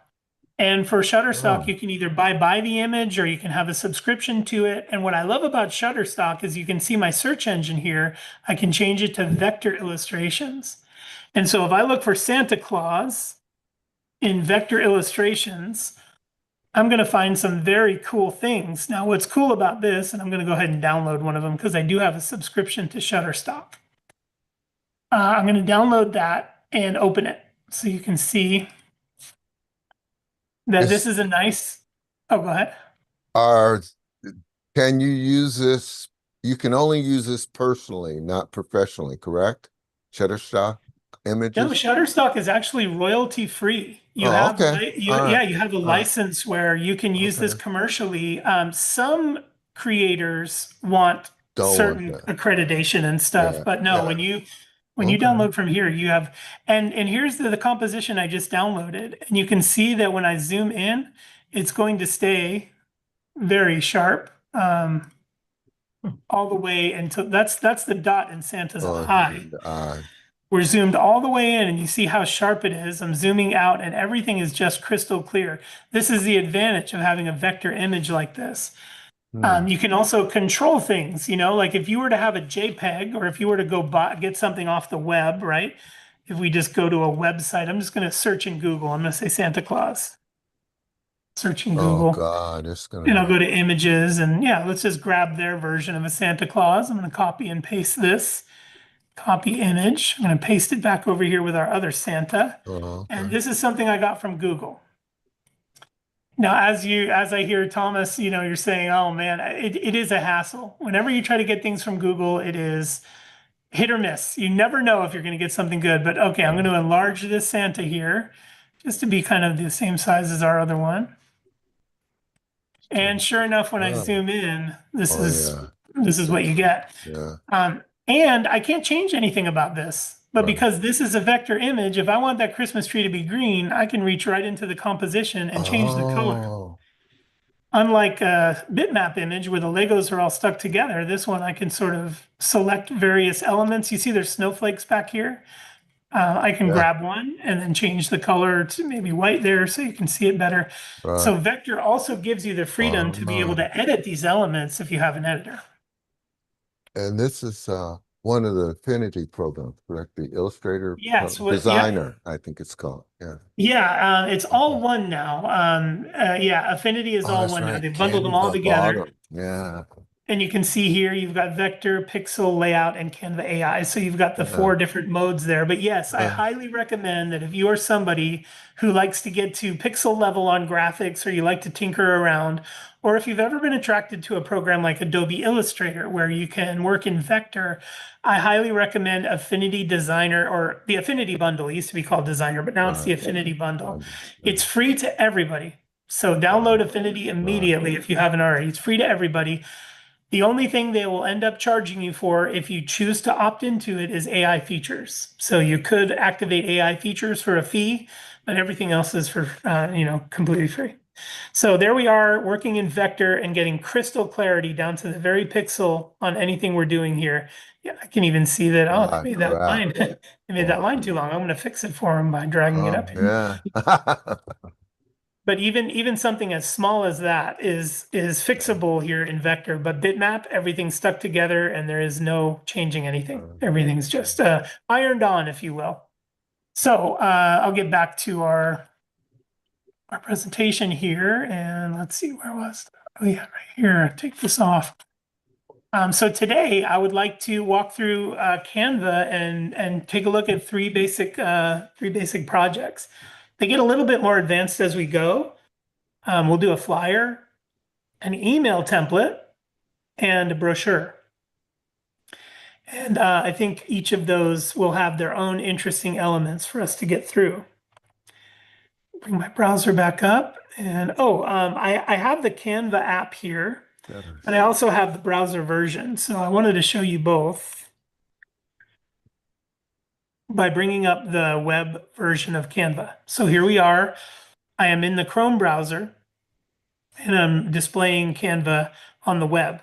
I'm now going to launch the Canva app and show you that if I go to the same place, home, they're basically identical. Here's the Canva app. Here's Canva on the web. They function identically. The only thing you won't see on the Canva app is an address bar. They took that out because it's an app. So here on the web, I have the address bar. Here on the app, I do not. It's just clean like this. So we'll go ahead and open the Canva app.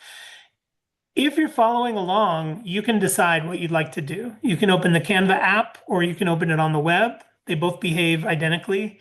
And Canva has done a really good job of making their web app function at a very high level. it's surprising to me what it's capable of. So they've done a great job there. They've broken some barriers, in my opinion, which is good. I'm going to delete all mine because we're going to just do it together. Or if you're not following along on your own, you can just watch the way these are built. So in the Canva interface, which isn't going to come easy ever, I just want to say that up front. I'm not anti-Canva. I'm really not. I am. I am. I don't know. I have a discerning eye when it comes to this stuff, and I ask myself constantly, did they optimize this to serve me properly or not? Because if I'm a paying customer, I want to be served properly. And I expect app developers to be thinking about how to properly serve their users. And I think Canva has done a great job of packing features in, but not such a great job of context. It's very hard to figure out where to go to do what thing. So if you're experiencing that in Canva, so am I. And I consider myself an advanced user here. It's just not intuitive, and that's just the way it is. And yeah, if you can get past that, great. If you can't, maybe Canva's not for you. But either way, I'm going to show you today. You'll see me run into confusing moments where I'm like, how do I get this here? How do I get that there? Don't feel any kind of way if that's you, because that's everybody. My wife uses Canva regularly in her job and is still coming to me out of frustration, often saying, I can't figure out how to do this in Canva. Can you either help me or just do it for me in another application or whatever? Okay, so what I'm going to do in the Canva interface is call your attention to the left sidebar here. Now, whether you're on the web or whether you're on the Canva app, it should be exactly the same. There's a left sidebar, and the left sidebar has two functions. It has visible icons, but underneath the hamburger menu at the top, it has invisible things that you can pop out and see as well. So don't forget about a little hamburger menu up there. Above that are three dots that are your file menu. So you have all of the commands you might expect under File, Edit, View, Tab, Window Help. There's lots of commands that are hidden. At first glance, you might not know those things are there. Like, hey, how do I copy and paste something? Well, under these dots, you have the Edit, Copy, Paste, Paste and Match Style. It's important that you know these commands are up here, because if you don't know they're up there, you'll become more frustrated looking for things. So upper left corner of the interface, you got the three dots with all of your menu commands. And then below that, you have the sidebar, starting with the hamburger menu and then going on to the other categories there. I'm just going to click home. So if you're with me, go to the home tab there, or the home button on the sidebar. And what we'll do is take a look at this search box here. I'm going to enlarge mine. That's going to make it a little different looking than yours, but oh no, it won't allow it. Oh, we're in the app. That's right. Never mind. So here in the app and the home button on the left sidebar, we're going to look at the field for searching. Right above the search field is three toggles: your designs, templates, and Canva AI. Today we're going to use templates. I was torn on that because I'm not a template person. I do not like templates. I do not use templates. If I see something that I'm interested in that looks like a template, I'll go do it myself because I don't trust templates. But again, Canva has done some good work in making them workable. What I'm going to do is take you through and show you these three templates that we talked about. The flyer, the email, and the brochure. And we're going to build those out. So that was a lot of talking, but all I did was launch Canva, went to the Home tab, and right above the search box, I clicked on the templates toggle, and that took me to a template search. They've categorized the templates right at the very top here. So I think to get to that flyer, I'm just going to click on flyer. If you want to follow along, I recommend you choose the same one that I do. But if you're going to follow along, but on your own separate file, you can choose any one you want. But it may be easier if you choose the same template that I do, just for the sake of keeping up in consistency and all that. So to find the template that I want to use, instead of scrolling through all these and perhaps picking the wrong one, let's search for it in the search box. ensuring that you have the templates toggle on in the middle there, right above the search bar if you're following along. I'm just going to type in Christmas market. Those are the words I'm going to search for, Christmas. And I thought a Christmas theme would be nice here being in mid-December. There, I did Christmas market, and on mine, let's see. If you search Christmas market, mine is the 1, 2, 3, 4, 5, 6, 7. The 9th one is kind of the one I want to use, and I'm going to click it so you can see it larger. It's this one here.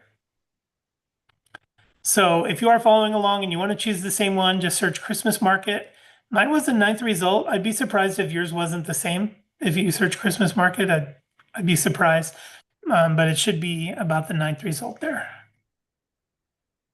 And when you click it, this is some clever marketing thing, but they're showing you that you can order this. You know, you can use the print with Canva service.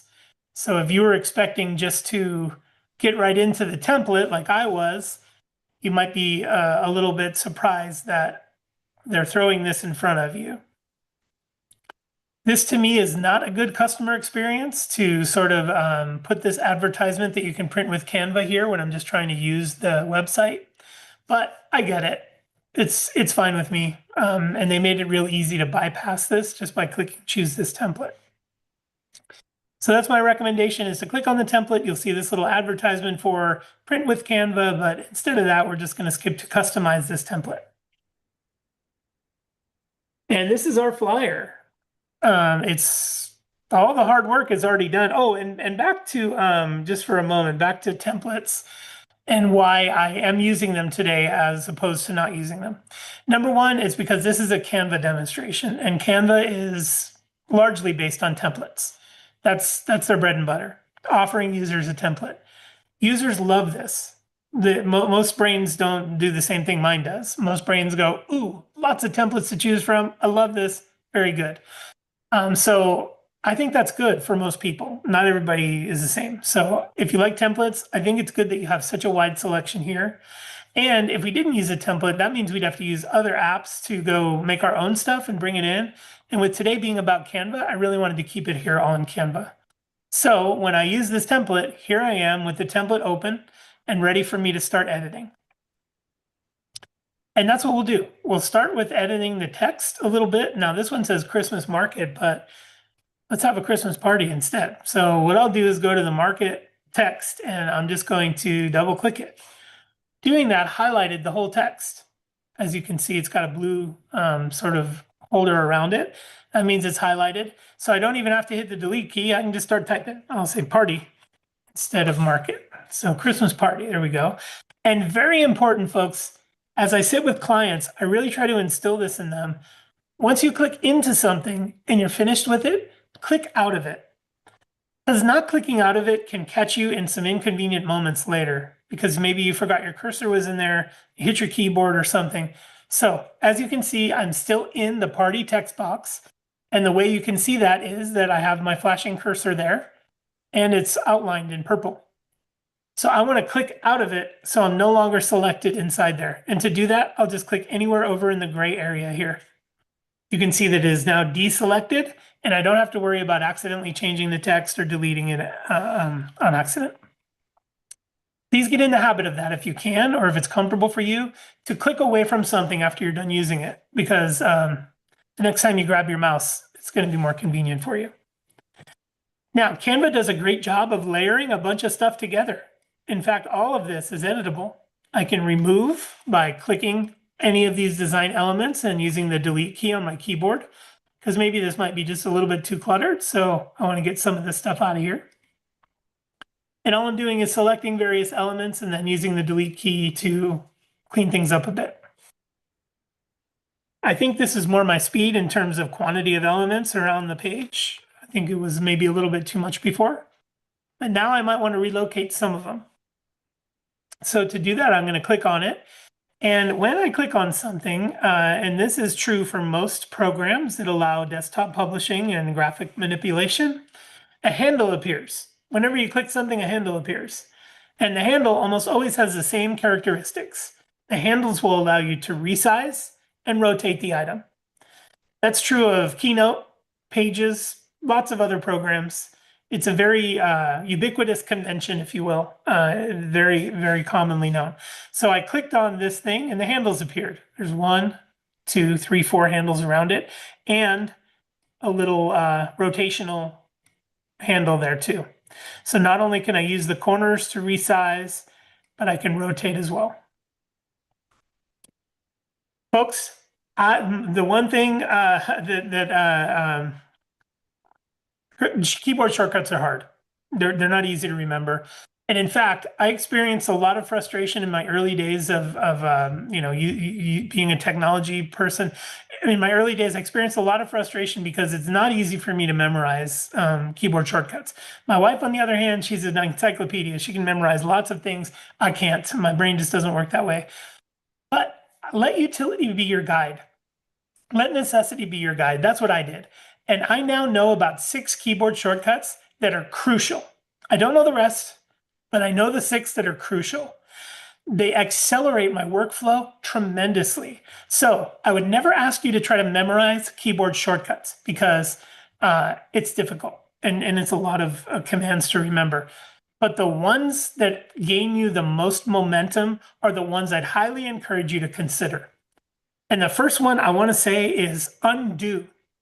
Please remember the keyboard shortcut for undo. What it does for you is it isn't just a keyboard shortcut. It gives you the courage and the bravery to try things knowing you can immediately undo them if they didn't work. This level of exploration is of utmost importance in my belief. As I raise my kids, it's the first thing I try to, in any creative endeavor, first thing I try to teach them is push it. If you want to see the way something's going to look, do it. Lean on the undo key to get right back to where you were if it didn't work out the way you hoped. And so learning the undo shortcut is, in my opinion, the price of admission for you being an explorer. Now, let me show you a couple things about the undo shortcut. I just made some changes to that little Christmas card. I'm just going to use the undo shortcut, and it's going to get me all the way back to where it was when I started. And then the opposite of the undo shortcut is the redo shortcut. I can toggle back and forth and say undo, and then I can say redo and ask myself, oh, do I like these changes or not? So let's talk about the undo and the redo shortcut. It exists pretty much everywhere. I don't think I've used an app that doesn't allow me the undo and redo shortcut. So for Canva, you can easily go up to the 3-dot menu, and in the edit menu should be undo and redo. You can see them up in the upper left corner there for me. All I did was click that ellipsis we talked about earlier. It brought me the file menu, which is hidden. It's usually across the top like on your Mac, but they hid it. And then under edit, I have undo and redo. Now, to me, it is a barrier to exploration for me to have to go up to that 3 dots and find the undo command every time I want to experiment. It's a barrier. I'd just rather not experiment. And that's killing your creativity. So experiment, push the envelope, get that design to where you want it, and be ready to undo. Now, going up there and using the command to do the undo and unbearing the menu, I don't think that's very good. That's why I recommend the keyboard shortcut. On your keyboard is that clover key. It's right next to the space bar. What do they call it? Command key. Right next to the space bar is that little clover key. That key is your friend. It unlocks this. It's like a bicycle for your brain. That key is a modifier key. And pressing that and holding it down while you press a different key gets you a keyboard shortcut. It isn't as intimidating as it sounds. It's just hold one, click the other. Hold one, click the other. Undo is holding that clover with your thumb and clicking Z with your index finger. That's undo. Yeah, that's true. Yeah. Hold that with your thumb and click Z with your index finger. What that does is reverses the last step you did, which gives you the courage and the fortitude to go out there and move things around freely because you can just undo and go back. I can't overstate the importance of having the confidence to move things and then just simply undoing them if you didn't like them. That's how real creativity is sort of allowed to flourish without worrying about the limitations of what will I do if it doesn't look right or if I mess something up. You know what? If I move something and look, that just doesn't look right to me, I'm going to use the undo command. you may have heard this story before, but I love to tell it. I cut myself cutting vegetables. It's a very minor cut. It's just a little zoop. My brain immediately tried the undo command in my head. That's what it went to. It's just, that's testament to one, my horrible obsession with electronics, but two, the mentality behind it, like I can just skip back a step. So I really think it's an important mentality to get into, not when you cut yourself, because it doesn't work. I've tried it. There's no undo for that. But anything on your screen, be brave enough to move it around and undo it if you don't like it. Okay, there's my rant on that. So just like we're doing with this template here, I took away a little bit of the design elements because I thought it might be a little bit too cluttered. And now I can kind of, Canva allows me the freedom to kind of move these around and find good spots for them that work for me. You might have been just fine with the number of design elements that are in there, so you wouldn't have had to do any of this. You would have just said, I think it looks good the way it is, so I won't move anything around. I just happen to think it's fun to challenge the design. Okay, so here we go. I'm going to stop fussing with it, but pretty much leave it kind of like that. Hopefully you've got it open and you're moving things around and you're bravely undoing anything you don't like. But I'm going to change a little bit more of the text here just by double clicking. Now, if you want to get into font changes and things like that, we certainly can edit those things. Canva just doesn't always make it real easy to figure out exactly where to go to do that. I think repetitions are your friend here. Using Canva quite often will make it so you are fast at being able to build these things. But there will be a learning curve. There'll be a small ramp for you to figure out where everything is. So to edit the font of the text, I am looking in this little capsule above. I'm just going, it must be here somewhere. But really, it's at the top here. You've got this bar, a toolbar here at the top, which can, tap into the font's characteristics and you can edit them. So now that I've got this font selected like this, I'm going to go up here and take a look at their list of fonts. Okay. I like the way Canva will give you the fonts that already appear in the document. To me, it is somewhat important not to have too many different fonts in a document. I think design sense or even design education, they'll tell you that too, to try to limit the number of fonts, unless you're leaning into multiple fonts, unless you're doing a thing where multiple fonts are important, try to keep it to, I think just one, maybe two. 3 is a stretch. For a Christmas flyer like this, I kind of like 3 because it's festive. But it shows you what fonts are in the document automatically, which I think is great. So you could just change it to something that's already in there to keep consistency. But then it has recommended fonts below.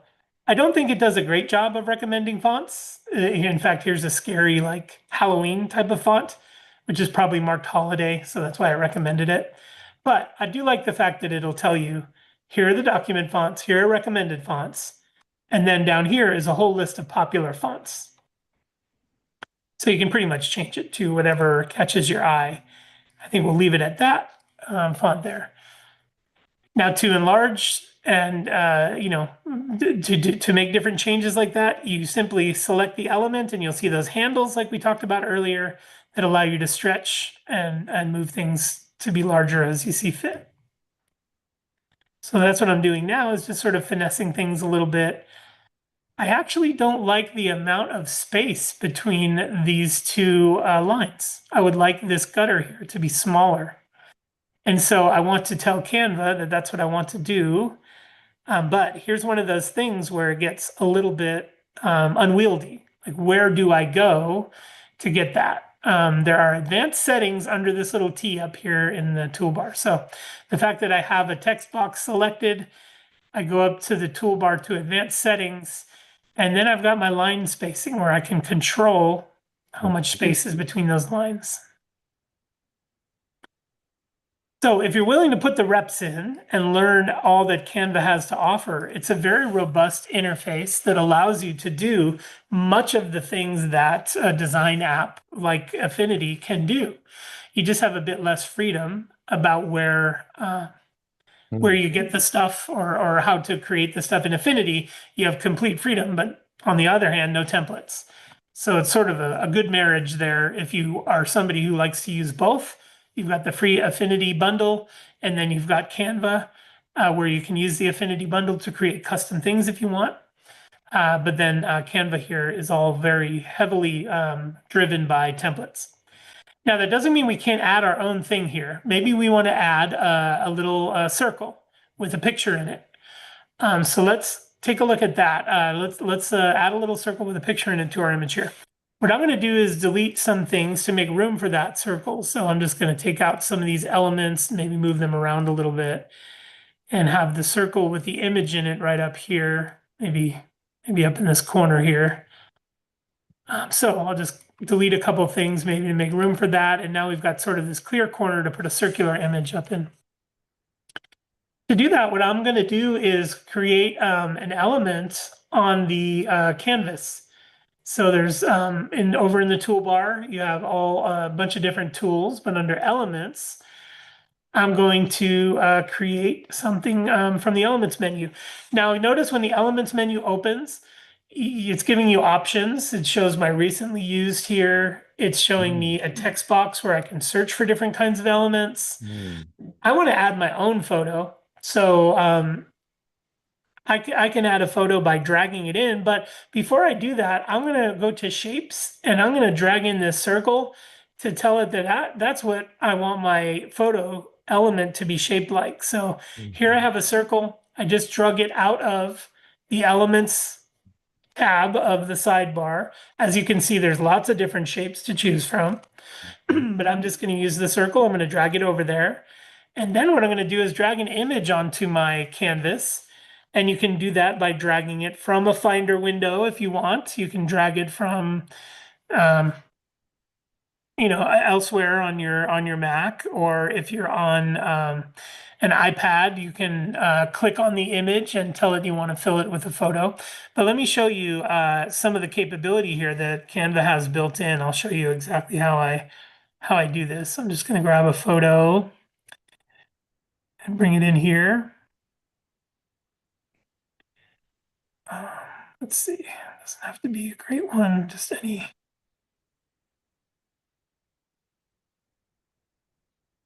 Okay, I'll just grab this photo, put this photo on the canvas. Okay, what I did is drag a photo from my folder on my hard drive right to the image here. And there's the photo, and it can be placed anywhere you want. It's just like any other element on the canvas. It can be placed around and put in different places. You can also, though, drag it right into the shape and drop it into the shape, so you can crop. Basically, you'll be cropping the image with the shape by dragging it on.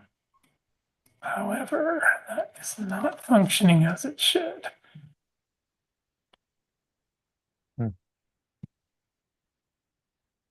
There's my copy and paste. Yeah, I should be able to drag, and for whatever reason, that's not working. Okay, why is that? Let me try to troubleshoot that for 1 second. And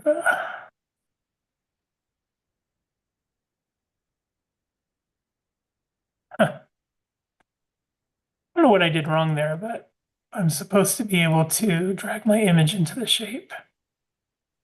How I got it not to cooperate. I'll use the undo key. Go back. So you can crop your images with shapes. I am not 100% sure why this image will not crop itself, but let me just try another one just to see. I'll troubleshoot that and get back to it. But you should be able to place a shape and drag something into it with no issue. I don't know why it's not working like it should, but I will come back to that. So once you're done with dragging, and again, dragging images in is fairly easy. I'll find out why I won't go to the shape, but then you can easily crop them with the handles. Maybe this image is cropped a certain way and then placed somewhere wherever you want in the composition. But once you're done, this is where, and we've got 2 other projects to go through. I'm watching for questions in hand, so if you have them, feel free to jump in. But this is where we start to think about how we want to share this out. Now in Canva, when you create a project, the good news is that if I go back to home, so let me take this back to the home tab. Back at the home tab, you see the project we're working on is saved as a project. Saved as a project in Canva. Why this is important is the Canva project is forever editable. So you can go back in every year if you want and change the date and export this out again.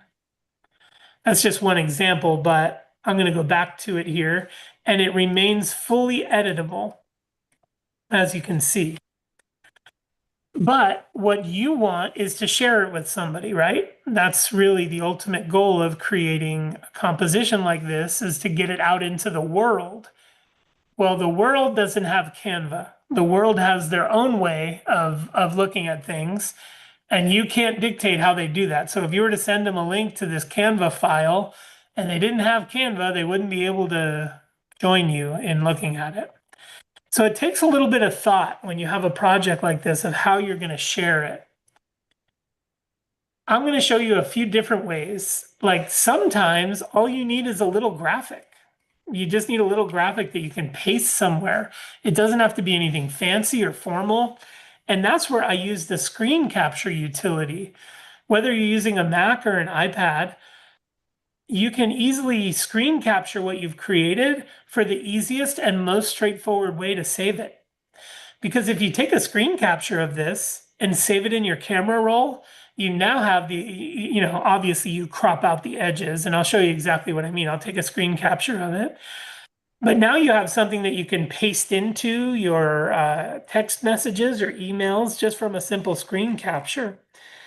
Now on the Mac, the screen capture keyboard shortcut is Shift, the little cloverleaf key, which is Command, Shift, Command, and the number 4. That's if you're on your Mac, Shift, Command, 4. What that's going to do is give you a set of crosshairs. And those crosshairs can be drug diagonally to create a rectangle that will be a screenshot. So if that's what I wanted to do here, I could do the keyboard shortcut for taking a screenshot. You'll see I get these little crosshairs, and I can just drag from the upper left-hand corner to the lower right-hand corner.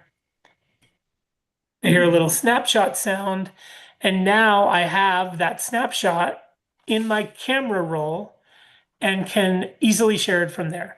Now, when we talk about exporting this into different file formats, that's just the easiest thing you could do, is just take a screenshot of it. This way you don't have to worry about exporting it or what size it's going to be or any of that. But that doesn't suit everybody's needs. Some people are saying, well, Pete, I need it in PDF format, or I need a JPEG of this, I need a PNG file. You may have different needs. If you're not sure, the most universally shareable file type is PDF. Almost everybody has the means to open a PDF file. As long as they have an electronic device, you can usually read a PDF file on it, whether that's a cell phone, an iPad, Samsung tablet, it doesn't matter. PDFs are the most universal way to share something. So in Canva, let's export a PDF of this project. This is a moment where I get a lot of questions from customer or clients who say, well, wait a minute, if I export this, will it be editable? And that's such a difficult question to answer because it's a bifurcated question. No, the export won't be editable. The PDF that you send out will be a PDF. And unless people have a specialized tool to edit PDFs, which I do, I can edit PDFs. No, they wouldn't edit it. Well, then will I still be able to edit my Canva project? And the answer is yes, your Canva project stays a project. You're simply exporting a version of it as PDF. If you want to come back every year and change the date and export a new version of it as PDF, you certainly can do that because the Canva project maintains its editable qualities, even though you've exported a PDF. So let's see what Canva's export options are now that we're done with, assuming we're done with our composition here. We've got everything where we want it. There's a picture in our circle, which it's not working for me right away. And then we want to share this. Screenshot, the most direct way. I often do screenshots when I'm building something. I'll use screenshots to just inset little photos in there. It really speeds up your workflow. Because think about this. I created a document recently, and it needed a lot of photos in it.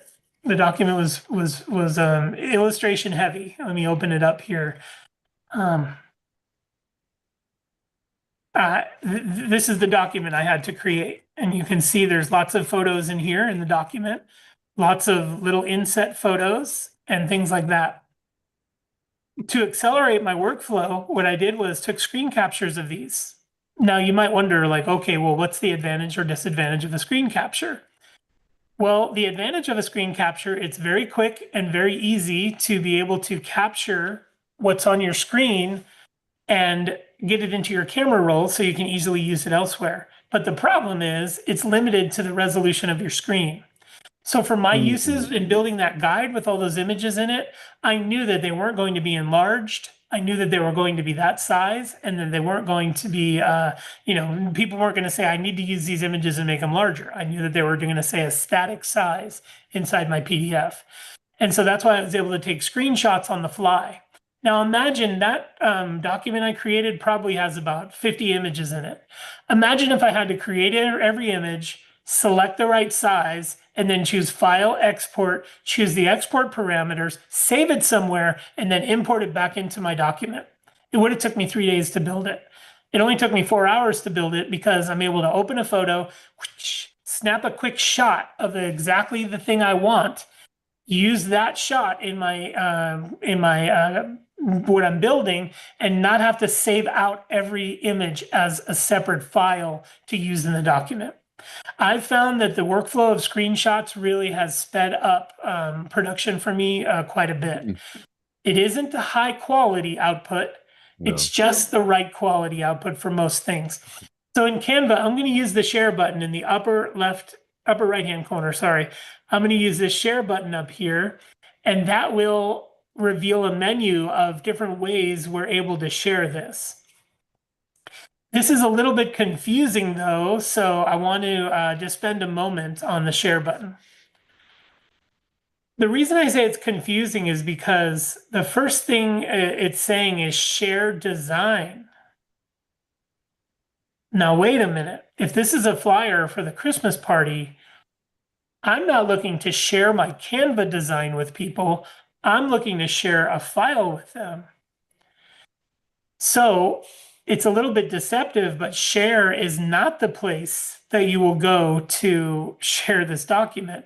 You're going to go to either export, right? You can go to export, or under the share button, you're going to choose download. This is deceptive. At first, I scratched my head going, where the heck are the export options in Canva? Why are they hiding them? And they reveal this download button, and when you click it, it changes to the export menu. Now, I had to think for a minute, why do they do this? And the reason they hid it under there is because they want to keep you in Canva, and they want to keep your friends in Canva. So when you say share, all it really shows you is Canva share options, not export options, Canva share. Because if you receive a link from somebody that says, come look at my document in Canva, you might then be compelled to go get a Canva account so you can see it. This is what Canva wants. So they've hidden the export features under the download button, but they are there. Once you click those export features, you have now this big list of different, and I'm going to take a screenshot of that list. Look at me doing the screenshot thing. And why am I going to do that? Because I want to take that back to our document that we were on earlier that had the list of different file types, and I'm going to paste it right here. So here's what Canva will export. I just took that from there.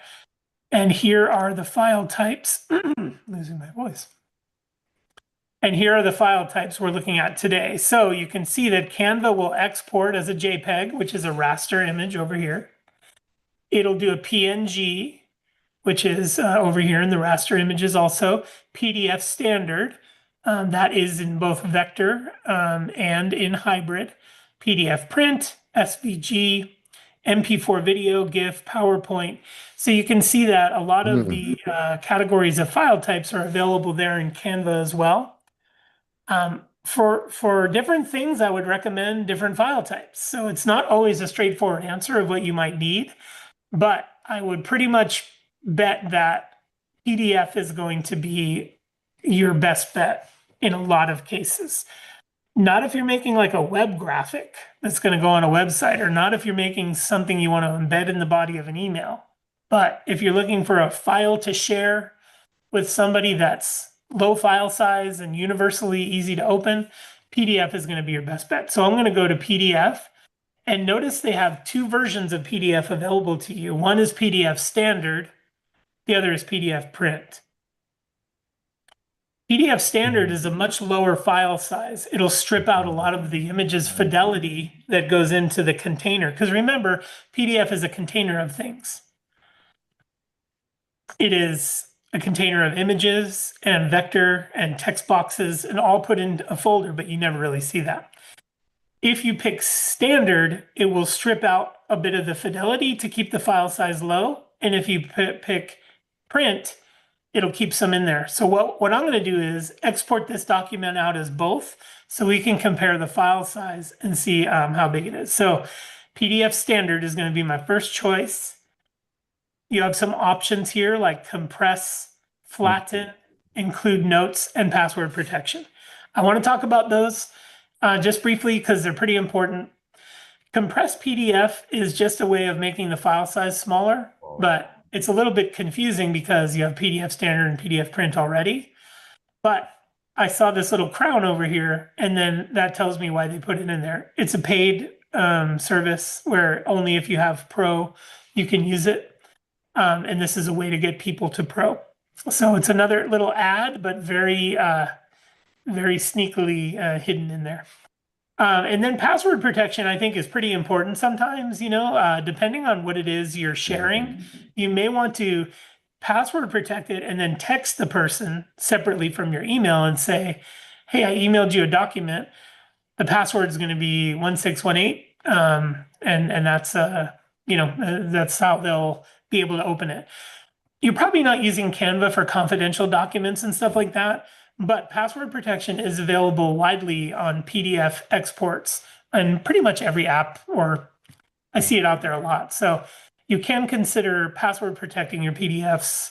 It's another convenient thing about that file format. And the reason they can be password protected but others can't is because, remember, PDF is a folder.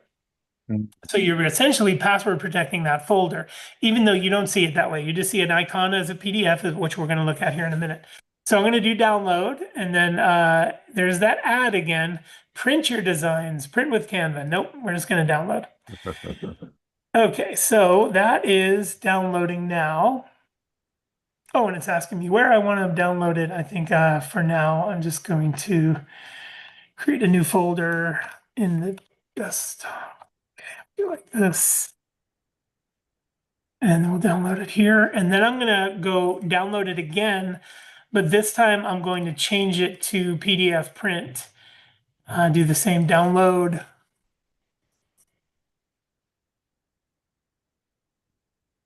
Same spot. And I'm going to mark it print so we know which one is which. There we go. Okay, now I'm going to bring those up and let's compare.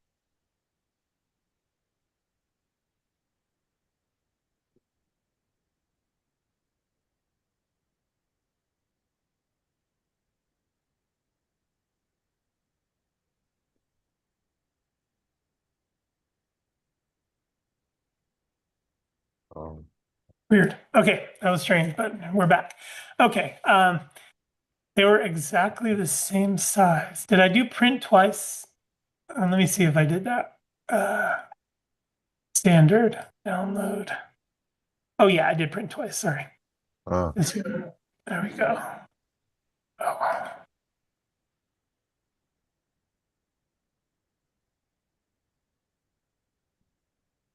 Okay, now I should have a difference. Nope, they're both the same. So I don't know why Canva is giving you the option of print or if they're both going to be the same size. That's that's a little off, but that's where the compress link comes in. But one thing I want to show you is that the file size was under a megabyte. It's very small file size, so it's already being fairly well compressed.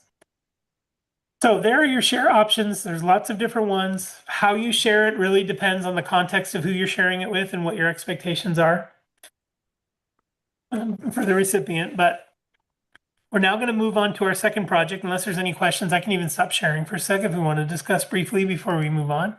But then I'll reshare and we'll go to our second project, which is an email template. Something interesting, I think. Okay, well, it looks like no questions. Al, thank you for continuing to populate that chat. Lots of great stuff in there. Thank you. All right, I'm going to share again. Okay. All right, then. I'm going to go back to the home, Canva home here, and there's our project. If you're following along, it's time to search for our next project, which is under templates. We'll go under templates again. We're going to do email. And you can see here under the template categories, email is one of them there. So I'm going to click this email tile. And then again, if you want to follow along exactly, I'm just going to search for the word Christmas. And I'm going to use the second one here. It's this sort of nice beige background with green text. Just going to click that, and this is what it looks like. Customize this template, yes. And there we go. There is our email template that we can customize. Now, it's much taller, as you can see, than a flyer because the use case here is that people will receive this as an email and scroll down the message. So that's why it's tall and skinny like that. Its destination is not an 8.5 by 11 piece of paper. It's a phone screen. So you see what they call a different aspect ratio. Yes. Height and width ratio different. So just like every other project, Canva's pretty darn good at allowing you to customize pretty much every aspect of these projects. One thing I want to point out that may not be totally obvious is that some template elements have depth to them. So for instance, if I click inside any of these text boxes, I can easily change them, you know. That's easy to change. But this box here, as I click to try to change these things, it seems like they're bundled together with other things. So Canva would have me double click. So if I double click this particular composition, it's going to reopen in a new window, allowing me to move the things around within this sub composition here. So it's a Canva sub composition. Put Pete's house here. You're invited to Pete's house. And where is it? Buford. Once we make the changes here in this sort of nested section, then we can save it. We can save those changes. So I'll use save in the upper right-hand corner. It's going to put it back in our template with the changes that we made there. So again, let me repeat that a lot of elements in a template, you just click it and that will bring you right to the edit menu. But some elements, when you see a magnifying glass appear in the lower right, it may mean that you have to double click. Oh, there's even a little tooltip up there that says double click to edit. That's how you get in and you're able to move these elements around to your heart's content. But it wasn't obvious, or it won't be obvious at first for a new user, that that's the way to do that. So I just want to call that out. I think this could be bigger. And I think I'll move it to the front. So right click and then bring to forward or bring to front. There we go. So then if I hit save again, it's back in our composition with the changes we made.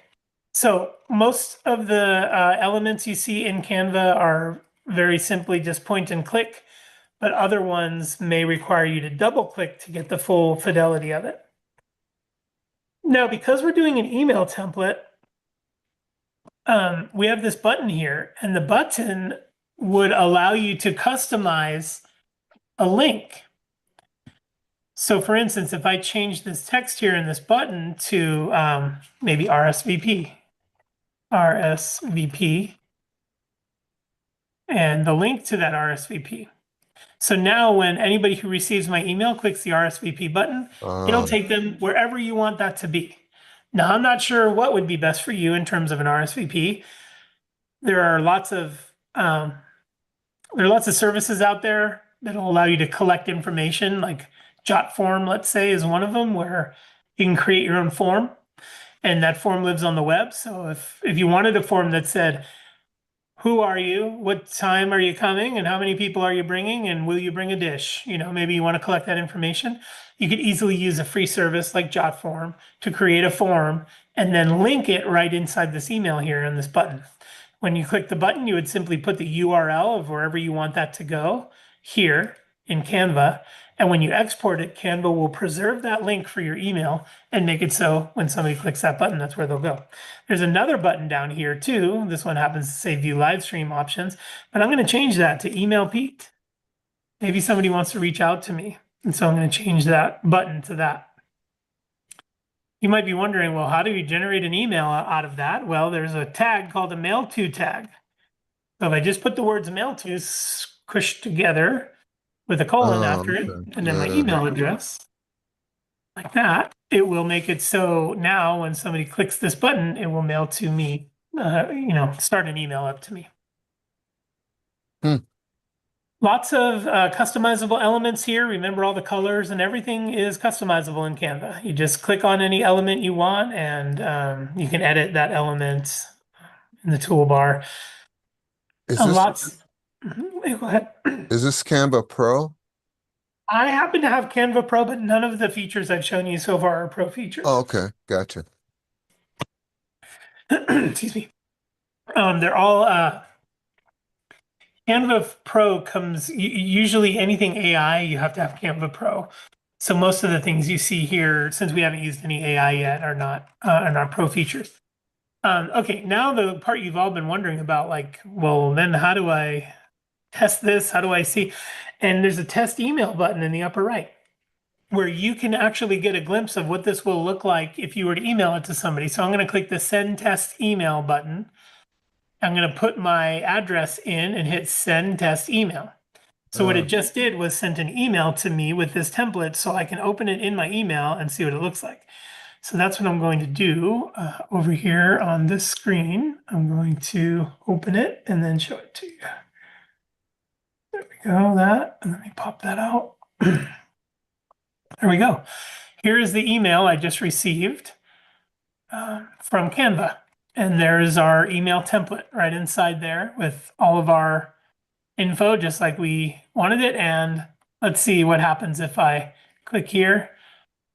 I happen to have a pop-up blocker, so it's not going to allow it. But if your recipient clicked here, it would take them to whatever URL you designated back in Canva. So very interesting,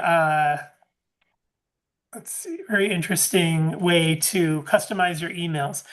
Then things start to break down a little bit though, because there are so many different email clients out there. Some of you are using the Apple email client, the little blue icon with the white envelope. Some of you are using Gmail app. Some of you go right to the web and use your email. That makes it a little bit more difficult to figure out how to get this into your format of choice. So here in the share, you do have a Gmail button, which allows you to connect your Gmail account and then use this as a template right inside your Gmail. I don't have any problem with that. It's Google. I mean, you're connecting into Canva. Google already reads every one of your emails anyway, so I don't know. Connect to Gmail if you so wish. MailChimp is another one. And then there's a public link where you can actually just create a link that you put in an email that people can click. The reason there's no easy definitive answer to this is because some emails will freely display HTML, where some emails will not display HTML depending on what client you're using or even how you have your settings set up. So this is an attractive proposition, this being able to make an email look like this. There are perils there, though. If you are a person who is seeing this and really wants to make this work, maybe you have a business or this is a great idea for something that you want to do. Try it out, and if you get stuck, email me, and I'll help you figure out how to get it out of Canva and into your email properly. But sometimes there are a lot of hurdles, like is HTML plain text turned off, HTML turned on? Does your email client allow HTML? There are some things that might hold you back at first. If they do, give me an email, and I will see if I can help out there. Okay, so that is the email template. Again, going back to the home and the templates under email template, I'm just going to scroll back through them because I didn't state just how many there are. I mean, this scroll Billions. just keeps going. Yeah. Yeah. And if you don't see one you like, they'll just generate one for you using AI. You can just say, here's what I want. So if I go to Canva AI, and I have now crossed over into the paid features. Canva AI is paid. But it says describe your idea and I'll bring it to life. And so now I can say I want an email template that has Kermit the Frog in there. I don't know, maybe they'll tell me I can't use Kermit. Oh, I'm going to try it. I want email template featuring the Muppets or Muppet like characters. Okay. Let's see what happens.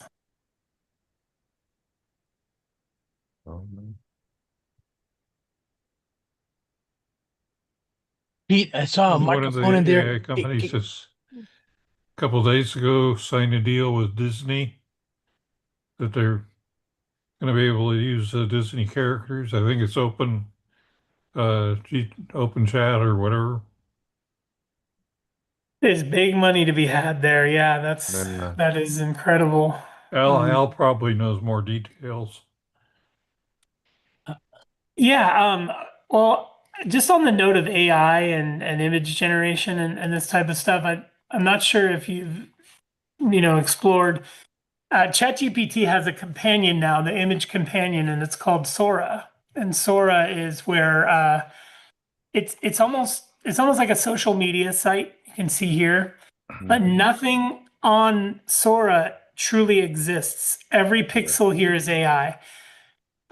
And so if you get an account on Sora, like I have an account here, and I've just been having a blast creating AI versions of myself, doing all kinds of different things.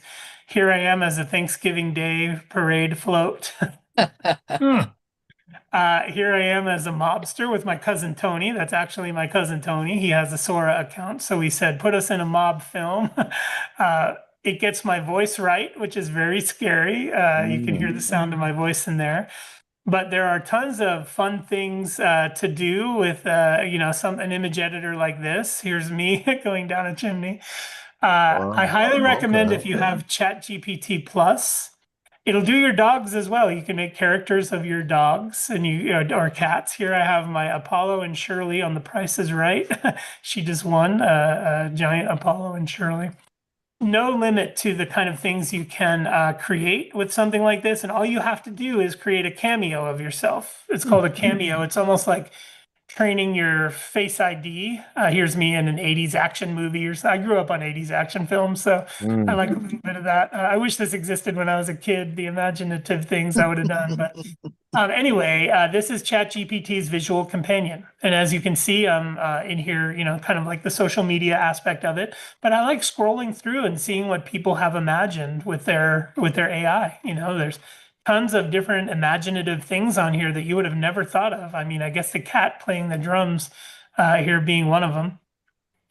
And then people can remix, right? Here are various remixes of the same, what they'll do is they'll make a series of different remixes. Like you can see here, there's people have remixed this many, many times where you just put a different prompt in. You say, change it to a dog. That's called a remix, or put myself in there as the singer. So anyway, lots of fun to be had with AI and ChatGPT's companion called Sora. None of these people are real or actually exist. Everything is just generated on the fly by AI. pretty scary when you consider what's ahead. Yep. Pete, is that Sora a paid tier that you're using? Yeah, Sora is for if you have ChatGPT Plus. You can use Sora. So you don't pay any more. If you're already paying 20 bucks a month for ChatGPT Plus, then you have Sora. All you have to do is download the app on your phone, go through a couple of cycles of like it'll look at your face so it can see you, and then once you have that uploaded, you can just start casting yourself in whatever videos you want. I actually did my dogs. I have Apollo and Shirley. I have a cat in here and some other things. You can make as many characters as you like. This is why you can see my dogs. I have them here on a roller coaster, and then they jump off and raid the corn dog stand. But that looks exactly like my two pups. So lots of fun to be have if you have a Chat GPT Plus account already. Oh, what is this? I haven't even seen this. Oh, Paul from the Diamond Center. Hey, Pete, is that the 20 buck a month tier, or is it the pro version of ChatGPT? I just pay the $20 a month. That's what I have. ChatGPT Plus, yeah. Yeah. Oh, Al, download Sora, make I yourself will. a cameo, tag me. My handle is superfluous hyperbole. I know it's a mouthful, but you see here, let's see, superfluous hyperbole. Find me, tag me, and we can even make videos where we're both cast together in the video if you're up to it. Some people do not do this. They feel AI is somehow it's dangerous, or they don't want their image on there. That's totally understandable. I totally get that, but it's definitely been a blast playing with all these things. Okay. And that's where the Disney characters are going. Yeah, so Yeah. in the future you'll be able to create a movie or scenes like this and invoke Disney characters. Right now there are some licensed personalities in there, like Jake Paul, for instance, is an internet personality. So I did cameo myself. It's called cameo yourself, if you do that. But let me find that one. It's interesting to see. You may or may not know who Jake Paul is, but I'm sure you'll notice his resemblance when you look at this one. Here's my two dogs stealing a boat at the cabin. There they are. Off they go. You just couldn't figure this, there's no way to do that in real life. But there they are. There's lots of fun things like that to be had. Oh, I don't see the one that I was looking for, so never mind. But anyway, if you are a ChatGPT Plus or subscriber, and you are not scared to have a little fun with AI and your image, I know one of you on the call today. I won't call you out, but you joined and have been an observer. So hopefully you're having fun watching that. But if you make a cameo, tag me, and we can make a video together. And neither of us have to leave the house. It's cool. Okay, back to Canva. We're going to jump into the brochure here, but let me continue to field those questions if there's. Yes, Pete. Oh, there. Hey, about 15 minutes ago, I got a message up in my left-hand corner, and it said, check into Zoom and to watch Workplace and to watch this recording. Is that what I'm supposed to do? I think it's being recorded, and you will be able to have access to that recording afterwards, but you don't have to take any action on that notification. I think you're just fine. As long as you're seeing the broadcast, you're in good shape. I think it's probably just letting you know it'll be available afterwards to review. I'm going to jump into the brochure here for a minute. It's going to be a little bit of the same, but we might have some more export options, or we'll import some photos. I figured out what I did wrong earlier. I'll show you in the brochure how to drag photos in and make it work properly. But before we dive in there, I mean, that'll be the last thing we review. I want to make sure I kept any questions that you might have before I dive in there. If there's anything that you want to, if there's anything that you want me to answer now, but if not, I will certainly keep rolling and bring up the brochure. Looks like we're good. All right, let me get some water. Okay, back to Canva to create the brochure. Okay, then I'm going to go home. I always return home, and there's our two projects, our email project and our flyer. Going back to templates here, we're going to go to brochure. And just like before, there's just an overwhelming number of templates to choose from. I'm going to type in Christmas in my search. Oh, Al, just a quick note. You need the Sora app on the iPhone in order to do the cameo, or in other words, program your face into Oh, there. man. Gotcha. Because it has the depth sensor and it has the camera for you to be And that able to. LiDAR, yeah. Yeah, exactly. But once you have your cameo, it's called a cameo set up, then you can just say, cast me in an 80s action film, and it takes, 40, 60 seconds or something, and then shows you the video. So, yeah, if you do set up and feel like doing that, yeah, ping me and that'll be Yeah. fun. You know Okay. he will. Yeah. And can we just say boys and their toys? Yeah. I mean, Yes. to be able to Ah. cast yourself in an 80s action movie, I mean, come on, that's Yeah. cool. Hey, man, I'm in. Okay, so I'm gonna pick this one. This is the holiday collection one. After I searched Christmas under templates for brochures, it was the 1, 2, 3, the fourth one in. So I'm just gonna go in there, say customize this template, and then this brochure is a 3-panel brochure. So you see it's two-sided. This is the first file we've done that's two-sided, but yeah, two-sided.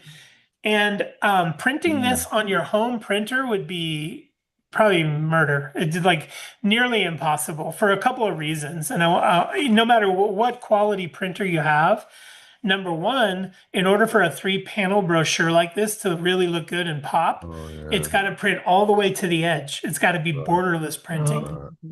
And only really high-end printers have the borderless printing, or I don't mean really high-end, but the higher-end printers have borderless printing, but the lower-end ones do not. So in order to make a brochure, a 3-panel brochure like this look good, you'd have to print all the way to the edge. And if you can't do that, then now you've got this white border around the image that just breaks the immersion of a full brochure. So that's one thing to consider if you are hoping to maybe do some brochures like this. You can use the print with Canva option, which they have no problem advertising to you. But the print with Canva option will allow you to select printing from them. And let me see what the quantity is here. It looks like I have an $89 charge here for 100 trifolds. So 100 double-sided trifold brochures for $89. Just to give you some contrast, if you go to a Staples or an Office Depot and you go to their copy and print center, their copy and print center will charge you $1 per impression. So if you have a double-sided document, that's 2 impressions, right? The front and the back. Correct. So $1 per impression, so that's $1 per brochure. So by this math, 100 brochures would cost $200 at Staples or Office Depot, but through the Canva print service, it's $89 with free delivery. It's something to think about because it would be really rough to try to print those at home if you are a brochure person and you want to try this. Now, photos. Earlier, we talked about getting photos in here and being able to drop them into the template. And these photos are, in the ones in the template are photo placeholders. So earlier, I was just trying to casually drop a photo in there. And this time, hopefully, it'll be a bit more straightforward and you can be able to see how the process works. So let me just grab a photo again from here and drag it up into the circle. What I'm going to do is drag it over here to the canvas and not necessarily try to get it into the circle right away. But once I have it on the canvas, then I'm going to pick it up, drag it, and drop it on top of the circle There here. it is. Now we can drag this by double clicking it and frame it up just the way we want it. Nice. Now I don't want that wreath over there. I think I'm going to delete that wreath. But yeah, there we go. We were able to just drag that in there. Yeah. Let's do another photo.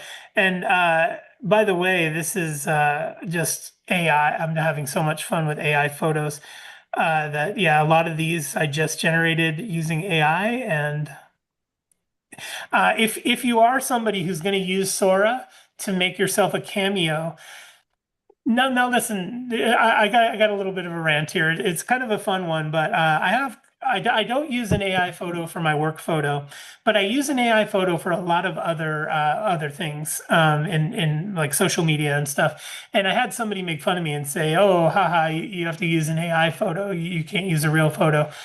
And implying that I'm trying to make myself look better with AI. But here's what I said to that. I said, "Look, to me, I'm not trying to improve my appearance. I am what I am. I'm not using AI to try to improve it. But I don't own a large wardrobe of different fashionable Mm. outfits, and I don't own a photo studio. Well, I do own a photo studio, but I don't have a photo studio that I can just pop in and get a new profile pic with a nice outfit. I don't even care if AI makes my face look worse than it is. The work of having to go to a professional photo shoot or to have to go buy a wardrobe to look like that is tough for me. It's never been my priority in life. But to be able to put myself into an AI persona and then have those suits that I wouldn't normally wear or buy in real life, or the lighting is always perfect in a Sora photo because it's not real life. They light it perfectly. And so if you're looking for just a photo of you, not even to improve your appearance, but to have perfect lighting and maybe a fashionable outfit, it's the way to go because Al, when you do put in your cameo later, put in Al in a photo shoot with fashionable outfits, and it'll take you through 8 or 9 outfits. And it's like Okay. my wife was going, I love that one. Pause it. Let's go buy you that one because it's just interesting. It's stuff that I never would get up and go do in real life, try on outfits and stuff. But it shows you sort of how you'll look in those situations. So I don't know. I think there's a lot of utility there. It's fun to play with for sure, but there's a lot of utility in being able to take yourself and put yourself in those situations, make snapshots of it. So I have a bunch of photos now that I just simply use as profile or other photos because it's hard to go get somewhere in proper lighting and proper outfit. And it's just not something I do all the time. So here's another one. Maybe I'll just grab this photo here and we'll just drag this in and maybe put this. Oh, that was a lot of them. I didn't mean to drag a whole bunch. Wow. Pete, I could just imagine you in a photo setting like that. You'd want to be the photographer. Right. You'd be right in the middle of micromanaging the every nuance of the photograph. I think, yeah, that might be the problem with me is, yeah, like, let me see that. Did that come out right? Yeah. But here, I don't know. These are all just AI photos that I had fun with, and I'm just dragging them around in different places here. As you can see, very easy to build here using Canva and just sort of create this thing. So once your brochure is finished, then you would, either share using the download. And for this is something you would definitely choose PDF print, the best quality for printing. And then you would just go order it, through Staples or something like that. But I think that the print with Canva offering is very compelling. It's way less than it would be at an office supply store, less than $1 per brochure, and it's double-sided full color. You got matte finish, there's gloss finish. I don't know how the price changes. Oh, gloss finish is even less. Uncoated finish. So I don't know. Lots of good options to be able to easily design something in Canva, send it off and have it printed, even your Christmas card, and be able to have that freedom and all the breadth and depth of templates and stuff that are available on Canva. It's incredible. So I'll take a breath. We're about 12 minutes out from the end. Bob, did you send an email saying we're going to extend this till 7 p.m. tonight? Did you let everybody know that this is just a break and we're going to come back and we'll be here I'm till ready. 7? There's lots more to talk about. No, just kidding. I really packed a lot into this time. I'm glad we got that time up front to just sort of talk through questions and things like that. But certainly happy to field any. Oh, Mary, yep, I see that hand. Mary, what do you Mm. got? Well, this was a little, oh, wait a minute, did I? Yeah. When you had your screen up, we had a view of you, and I've never seen that before. How did you do that? Yeah, that is a fairly new function of Zoom screen share. When you go to share your screen on Zoom, I'm going to hit the share button now. You won't be able to see my interface, but in the right side of the share window is called presenter layout. And presenter layout, and I'm going to take a screen capture of this and show it to you because it won't let me. Or wait, no, it won't let me No, show let me you. see. Is that Because by the advanced sharing time options? let me show you where it is because by the time I share, the screen will be gone. So here, let me go back over to Affinity and just paste this in here so you can see it. Here's what the window looked like. I'll zoom in. So you can see over on the left side here, there's this relatively new panel called Presenter Layout. And what you get is the options of, do I want to share just my screen? Content. Do I want to share my screen as my Background. background with me in front of it? Do I Cool. want a newscaster style over the shoulder, or do I want side by side? So that should appear if your hardware supports it, though. I want to call that out, that I've had clients tell me I don't see the same thing as you, and that might be because your current hardware doesn't support the separation between you and the background. In other Which words, is, our computer. yeah, whatever device you're using, whether it's your Uh, iPad or your MacBook Pro or whatever, oh yeah, I know. it may or may not have that option, depending on its firepower. The other thing I discovered today is there's a way to put the people you see in different orders, and it's up in the You right. can It pin 'em, says yeah. you, and now you can go to the gallery, and it'll, I mean, to the, what is it? Sort gallery by, and you can sort it differently if you want. So Yeah, as a matter of fact, that's new, Mary, I in that think. view button up there, if you click it, you have speaker, gallery, and multi-speaker. If Right. you choose gallery, it kind of looks like the Brady Bunch. That's what I'm looking at now, right? It's all a bunch of windows. I can grab any of those windows and just drag them. If I want Bev to be in the first position and Thomas to be in the second, I can just drag those windows wherever I want them. So you can both sort them or you can do it manually. And the command I like is the one that says hide non-video participants. If you hide non-video participants, then it's just us, the ones who are on camera. Yeah. So yeah, those. Could you one more time go through that the presenter layout tools? How do you access Yes. that? Yeah, Al, that would be really useful for you because I see you doing that in Yeah, some of yeah. your. Actually, I was going to ask you that question I s- about this topic. Yeah, so here's my screen, and as you can see, I have three screens hooked up Yeah. to my And so current computer. you're on an iPad, right? No, what that screen is from is a version of Zoom on Windows. Okay. But it should be the same The across interface is the same? devices. Yeah. Yeah, as long as you're in this screen, if the hardware supports it, you will see the presenter layout option where you can choose from these four things. On the work. Is that only for the host? No, because I don't even think I'm a host. I think I'm Oh, you co-host. okay. I'm going to join with my iPad, Thomas, Okay. and don't promote me because I want to answer that question definitively. Sure. Is it just for the hosts? Because that's interesting. I'm going to join as a guest on my iPad and see if my iPad has those same options because I'm curious myself. Okay, there's that. Search.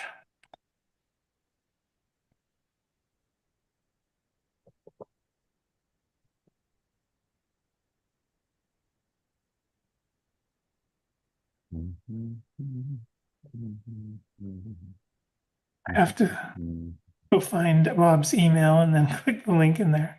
Oh yeah. Yeah, I know that one. I do it before every meeting. Yep.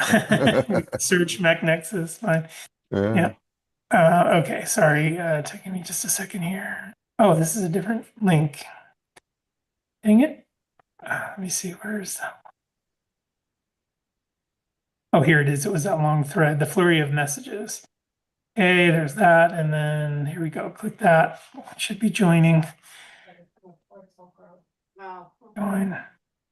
There you are. Okay. Let me stop video. And my volume. Okay, should be good. Now I'm going to try share screen. Okay, so on the iPad, when you tap the share button, you get a stack of options. Screen, photo, share camera, all that. I'm going to do screen. So no, the iPad does not have that utility. Oh, you know what? I just tested it on the desktop. It does. Desktop, yes, but the iOS version, either not yet or it's not capable on iOS. I'm not sure which one it is, not yet or not capable. I think as the iPads grow and the M chip continues to get more powerful, maybe it is just a matter of catching up with the technology. It could also be that Zoom has not prioritized the iPad platform. They're prioritizing, desktop platform because that's Yeah. likely what people are using Zoom on. So But yeah, if you do have a Mac desktop or Mac OS operating system and the latest version of Zoom, I think you will find that picture-in-picture option there. But what happened is then I got a note, Zoom.us is requesting to bypass the system privacy, private window picker and directly access your screen and audio. This, and I don't know, this will allow Zoom to record your screen and system audio, including personal and sensitive information that may be visible or audible. So I guess that's if you just decide to share on the Zoom. So Yeah, it won't go away. Ha. Zoom does use this. There's a core OS service called screen recording, and Zoom uses the screen recording core OS service in order to share your screen. It's just how they work around the restriction. So the warning you're seeing isn't surprising, but is that warning from like a malware app or something, or is it an actual Zoom warning, or is it from Mac OS? I'm curious It's who's just a calling your pop-up attention. and it doesn't say, and it won't, there's no X, so I can't delete it. Gotcha. Okay. I think it's just letting you know that when you share, you're gonna, have Expose privacy things. exploits.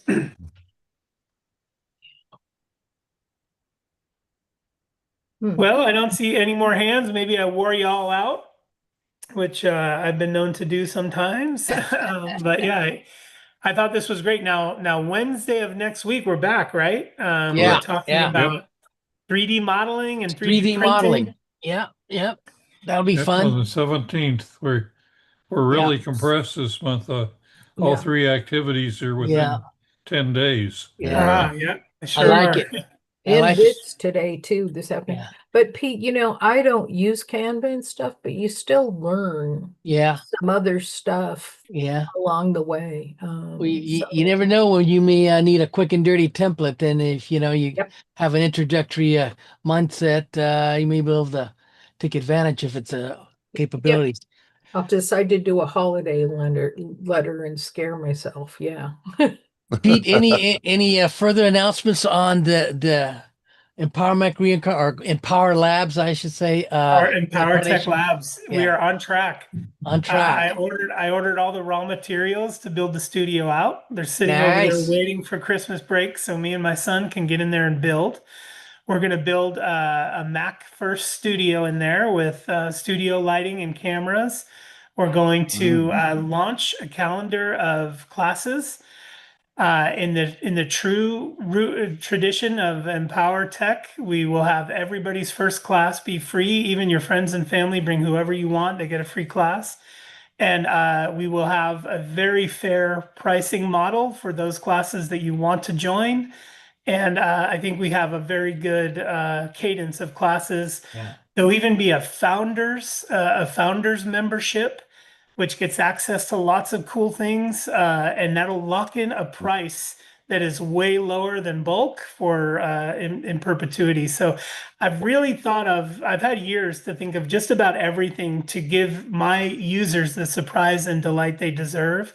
And I think you'll find a very affordable, top, world-class set of classes and meetings that will be, I think, just what you and friends and family could use. Yeah. There'll be meetings on how to get the most from your iPhone, how to use the camera. I mean, just all of the legacy things we used to really spend time on at Empower Mac. I think Empower Tech Labs will honor that legacy quite a bit. So I intend to put a little bit of a video together to announce it and spread that out there. And people can then choose to join as they see fit. And I'd love to have you for free for your first class. Yep. Yeah. What cameras are you using? Excellent. Well, I'm glad you asked. I have the fully digital Canon EOS R with a Sigma art lens on there. That Sigma art lens is absurd. That Sigma art lens weighs about as much. I mean, this thing weighs about like 6 pounds. Sure. Yeah. But yeah, this combined Nice with depth some of field. studio lighting. Yeah. Yeah. So that's getting hooked up over there. I bought nice Cool. studio lighting and stuff like that. So I really want to be able to deliver in a Apple a Mac first environment and have all the tools around me. There'll be a monitor behind me. There'll be tools around Mm. me. I'll have a space for a guest, and I'll often invite guests to come and speak. I think we're going to have a great set of offerings for you and others that you think might benefit from it. So I'm really looking forward to that. I cannot wait to get the announcement out there. I have to pace myself. I'm very excited, but yes, 2026 we're gonna do this. I got All all the right. legal stuff done. That was my first hurdle, is get the LLC and all the legal stuff and the banking and all Oh, that. We're yeah. all ready to go. I'm building Yeah. the website now and can't wait to get it out there. So Exciting. Exciting. I yeah, look yeah, forward I to, think we're gonna have some fun with it. yeah. Bev's got her hand up. Oh yes, she would like to be the first paying customer. She Oh, we need yes. Very to There send you possible, you. very go. Yes, possible. yes. There you go. Now, I'm revisiting this whole rebooting back to factory setting. I took a look during a lull in the oh gosh, the launch pad of my Mac, and was, I mean, there's a lot of applications on there, but a lot of them is, my question is, does Apple fill up? Are there a lot of Apple applications? They look kind of like Apple stuff. I mean, stuff I just never use, but is there, does Apple supply quite a bit few? I mean, a whole page worth of applications? I mean, there is, Yes. yeah, I mean, I was just kind of like, oh my gosh, I don't, because I haven't really added that many. I mean, the big offenders, Google World and my Fine. Paprika. But so, okay. So Yeah, if, you'll see pages, keynote, numbers, reminders, yeah, yeah, calendars, Find My. I'm just trying Yeah. to think off the top of my head. Yeah, there's a Notes, lot of icons in movie. there. Yeah. yeah, Yeah, iMovie. Image Playground, that's one of the, That's is one of that, the new ones. Yeah, yeah. music, Apple Music app, maybe even the iTunes Store. Yeah, you'll probably see a lot in there. So if, I mean, again, I'll probably just need to email you on several different sections of preparing to do like a reboot. Maybe that's the most efficient way of doing it. Take a look at things, find out my list of what I need to do. Because one of the things I have the fear of would be the applications. I'd hate to All suddenly lose drivers. all my printer capabilities and my communications. And I have a lot of old printer type links that now work. Um, so I'm probably, And Bev, I know that I had long ago loaded a bunch of CDs, when we could load CDs onto Mhm. our machine and put them in Apple Music, whatever it was called before. yeah, But now it's hard to find that library. I think Richard helped me, and because they now want you to buy Apple Music, even if I had bought the CDs. So yeah, that's because a difficult one I to have a find. CD reader that that's what I have done. I've read them into my library because I don't have any streaming services other than if I go to Pandora on the web, or in fact, even I'm looking at Spotify. I'm wondering why Spotify is on my dock. But Legacy. yeah, like, And yeah. Mm. Spotify Yeah. loves their $5 a month, whether you use them or not. They like to take that out of your bank account again and again and again. Well, And pretty soon, 4 years has gone I've by. never signed up for it, so this must be I think they have a free version or There something. is, yeah. Yeah. Yeah, no, I'm pretty basic in my, though I'm thinking it makes some sense if we do add, I don't even have Apple streaming or any of that stuff, but with the extra amount of iCloud space that comes with that, I could drop some other things and, Yeah. but you'd be able to help us like identify if there is Mm. some apps that like, okay, you use this one. Like I have an app that works on my big port, my 14 stage port, that apparently I have to make everything talk. But Give you more Hmm. ports. What kind of port? or, yeah, Like a USB hub, Oh, right? yeah. Something like yeah, it's something one of from those OWC. It has, OWC 14 port yeah, hub. yeah. Yeah. Pretty useful. I just ordered up their Thunderbolt 5 version of that. Uh There's Why is there's it an making you app, use right, software? Al, that we have to use an app to have things You communicate. It's a should. little slow. My 27-inch screen takes almost 30 seconds to boot up when everything communicates, but There shouldn't be an app though. That's confusing. Like a lot of times I had to manufacturers, download something to make it, Well, maybe I'm using the wrong word. I had to download something. there is a utility they use to properly eject. If you have a laptop, I think you need to quickly disconnect or Yes, something. It yes, yes. has something to do with ejecting it in a way that doesn't screw up any files or corrupt anything. And I guess but it's just a minor little thing that you may not use very often, but it's just kind of a little proprietary thing to facilitate things for that device. Yes, sometimes I go to the Finder window and click Yeah, out of it that yeah, way. yeah. That's certainly one way. But if you got to Okay. disconnect your whole dock, if you have a Um, laptop and then you're going uh, mobile right. and you need to kind of make everything go away at once, Yeah. I believe that's the Mm, purpose of that particular utility. I haven't used it. I'm just speculating here, but okay. I do have multiple OWC things, but most I don't. Yeah, You'll be a I, good resource for me if I get stuck, maybe. yeah, glad to help if I can. Yeah. All right, Pete, I am excited. yeah, it's good. 2026 will be fun with Yeah, AI yeah, and Empower Mac Tech, Power yeah, Tech yeah. A lot of Labs. stuff, A a lot lot of of things fun on the stuff. horizon and stuff.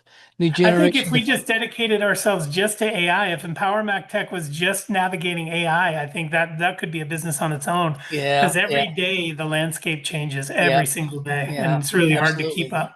It Yeah. is hard to keep up, And it's hard to know who to believe, in looking around, it takes a discerning eye to figure out who to believe and what Yeah. direction is the right direction for this. So, They're moving fast and definitely breaking things. mm, So where this will all end up in a few years, no one really knows. But there are some massive, huge bets being made on putting all the pieces of the AI puzzle together to try and leverage products out of this stuff. And where it goes, kind of anybody's guess. But no one wants to be have no seat when the music stops. But right.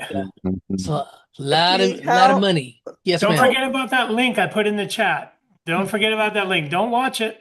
Don't watch that link, Don't but watch don't it. forget You'll be about it. depressed. Yeah, so Oh my yeah. so God. Pete, what method of payment, how will we be transmitting funds to Empower? Any way you're comfortable with. I'll open them all up for you, and you can choose. You'll be able to choose, I believe, whatever you'd like to do. Yeah. I'm looking at Shopify, which is a global, well So reputable that's an okay brand. app to have on our computer. Well, no, you won't have to have any app like that. You'll just go to the website and enter payment however you'd like. I'm going to make it friendly to as many different ways as possible, so you'd have every option. Zelle or Venmo or something. Zelle, See, Venmo, I've not Cash learned App. how to do, I have the app of Venmo on my phone, but I haven't really Yeah. learned how to do it yet, or Zelle or some of Pretty, those pretty, things. pretty straightforward. Zelle's built in my Wells Fargo app, so that's pretty straightforward. Maybe that would be one of the first classes is how to Well, send yeah, How money. to pay it's you. a worthwhile piece of information to have. Yep. Yeah. Okay, well, I appreciate Oh, this time as always. Always happy to drop in and hang here. Best crowd ever. Ask the very best questions. So I always learn something too with these. So thank you very much. And just not too many days away, we're gonna look yeah, at the do it world of again. 3D modeling and printing. Even if you're not interested in that stuff, come hang out because you might see some things that really change your Yeah. mind about how things have changed in that space. So really looking forward to that and can't wait. Great, All great. Thanks, right. Thanks, Pete. All Pete. Thank right. you so Bye-bye. much, Thank you, Pete. everybody. All right. Yeah, Mary, Thanks, I Donna. totally agree about, I haven't used Canva and I mean, I have so many more basic things to learn first and solidify, but there's Yeah. elements within that are, just even like Appealing. on Sure, how sure. the share section is used and that Yeah. are generalizable. Yeah. Yeah. School's in session, man. School's always in session. It's that's where we come to these functions and these events to expand our knowledge base and It's my Yeah. anti-Alzheimer's treatment is learning stuff on the That's computer. it. That's a reality, New you know. neural pathways. Yeah, use it or lose it, you And know. thanks to Al for the background. Yeah, you're Did welcome. you You know. send those out? I, Yeah, you want some? I'm sure I well, said no, I they're just, on the board of directors mailing list. So look oh, through the okay. I thread. just missed Yeah, it then. Yeah, that's whatever okay. you want, you know, I'll send. Or if you use a Pixelmator, I can send you the original Pixelmator file, and you can go in there and change things yourself Oh, to Right. what you like. Yeah. Change Yeah. color schemes. You know, it's a lot of fun. And then I just archive them away. I'll put something together for like every holiday season. I've got stuff for New Year's and stuff for Valentine's Day and things for St. Patrick's, and it goes on and on. Never ends. It never ends. Never ends. Just Well- catching up, is there a board meeting today or was that last No, that week? was last week. Yes. Took care of it. You I can skated, tell you Randy. right You now, you got skated. enough, Man, over there, in you Florida. got a We quorum volunteer- right What's up now with if you that? want. We Have one. volunteered you too for everything in the future. Everything. You're in, dude. You're the guy. Speaking of which, what's the latest on the next social? Do we have a date already? January 15th. Yeah, Thank 50. you. I did send the flyer. Is there any need to resend the flyer to Bob or Mary for further distribution? I think we're good to go if you still have it. Yeah. Okay. And Randy, what does the sun look like? I don't know, this big golden orb in the sky, that moves around. You saw the sun in Florida, right? Oh, I know. I hear you. But a couple nights, a couple days actually, there was quite a bit of rain. Oh, yeah. Mm. Yeah, be glad you don't live up there in Washington, Pacific Oh, Northwest, yeah. Oh, God. Northwest. Yeah. Man, evacuating 100,000 people, because of the flooding.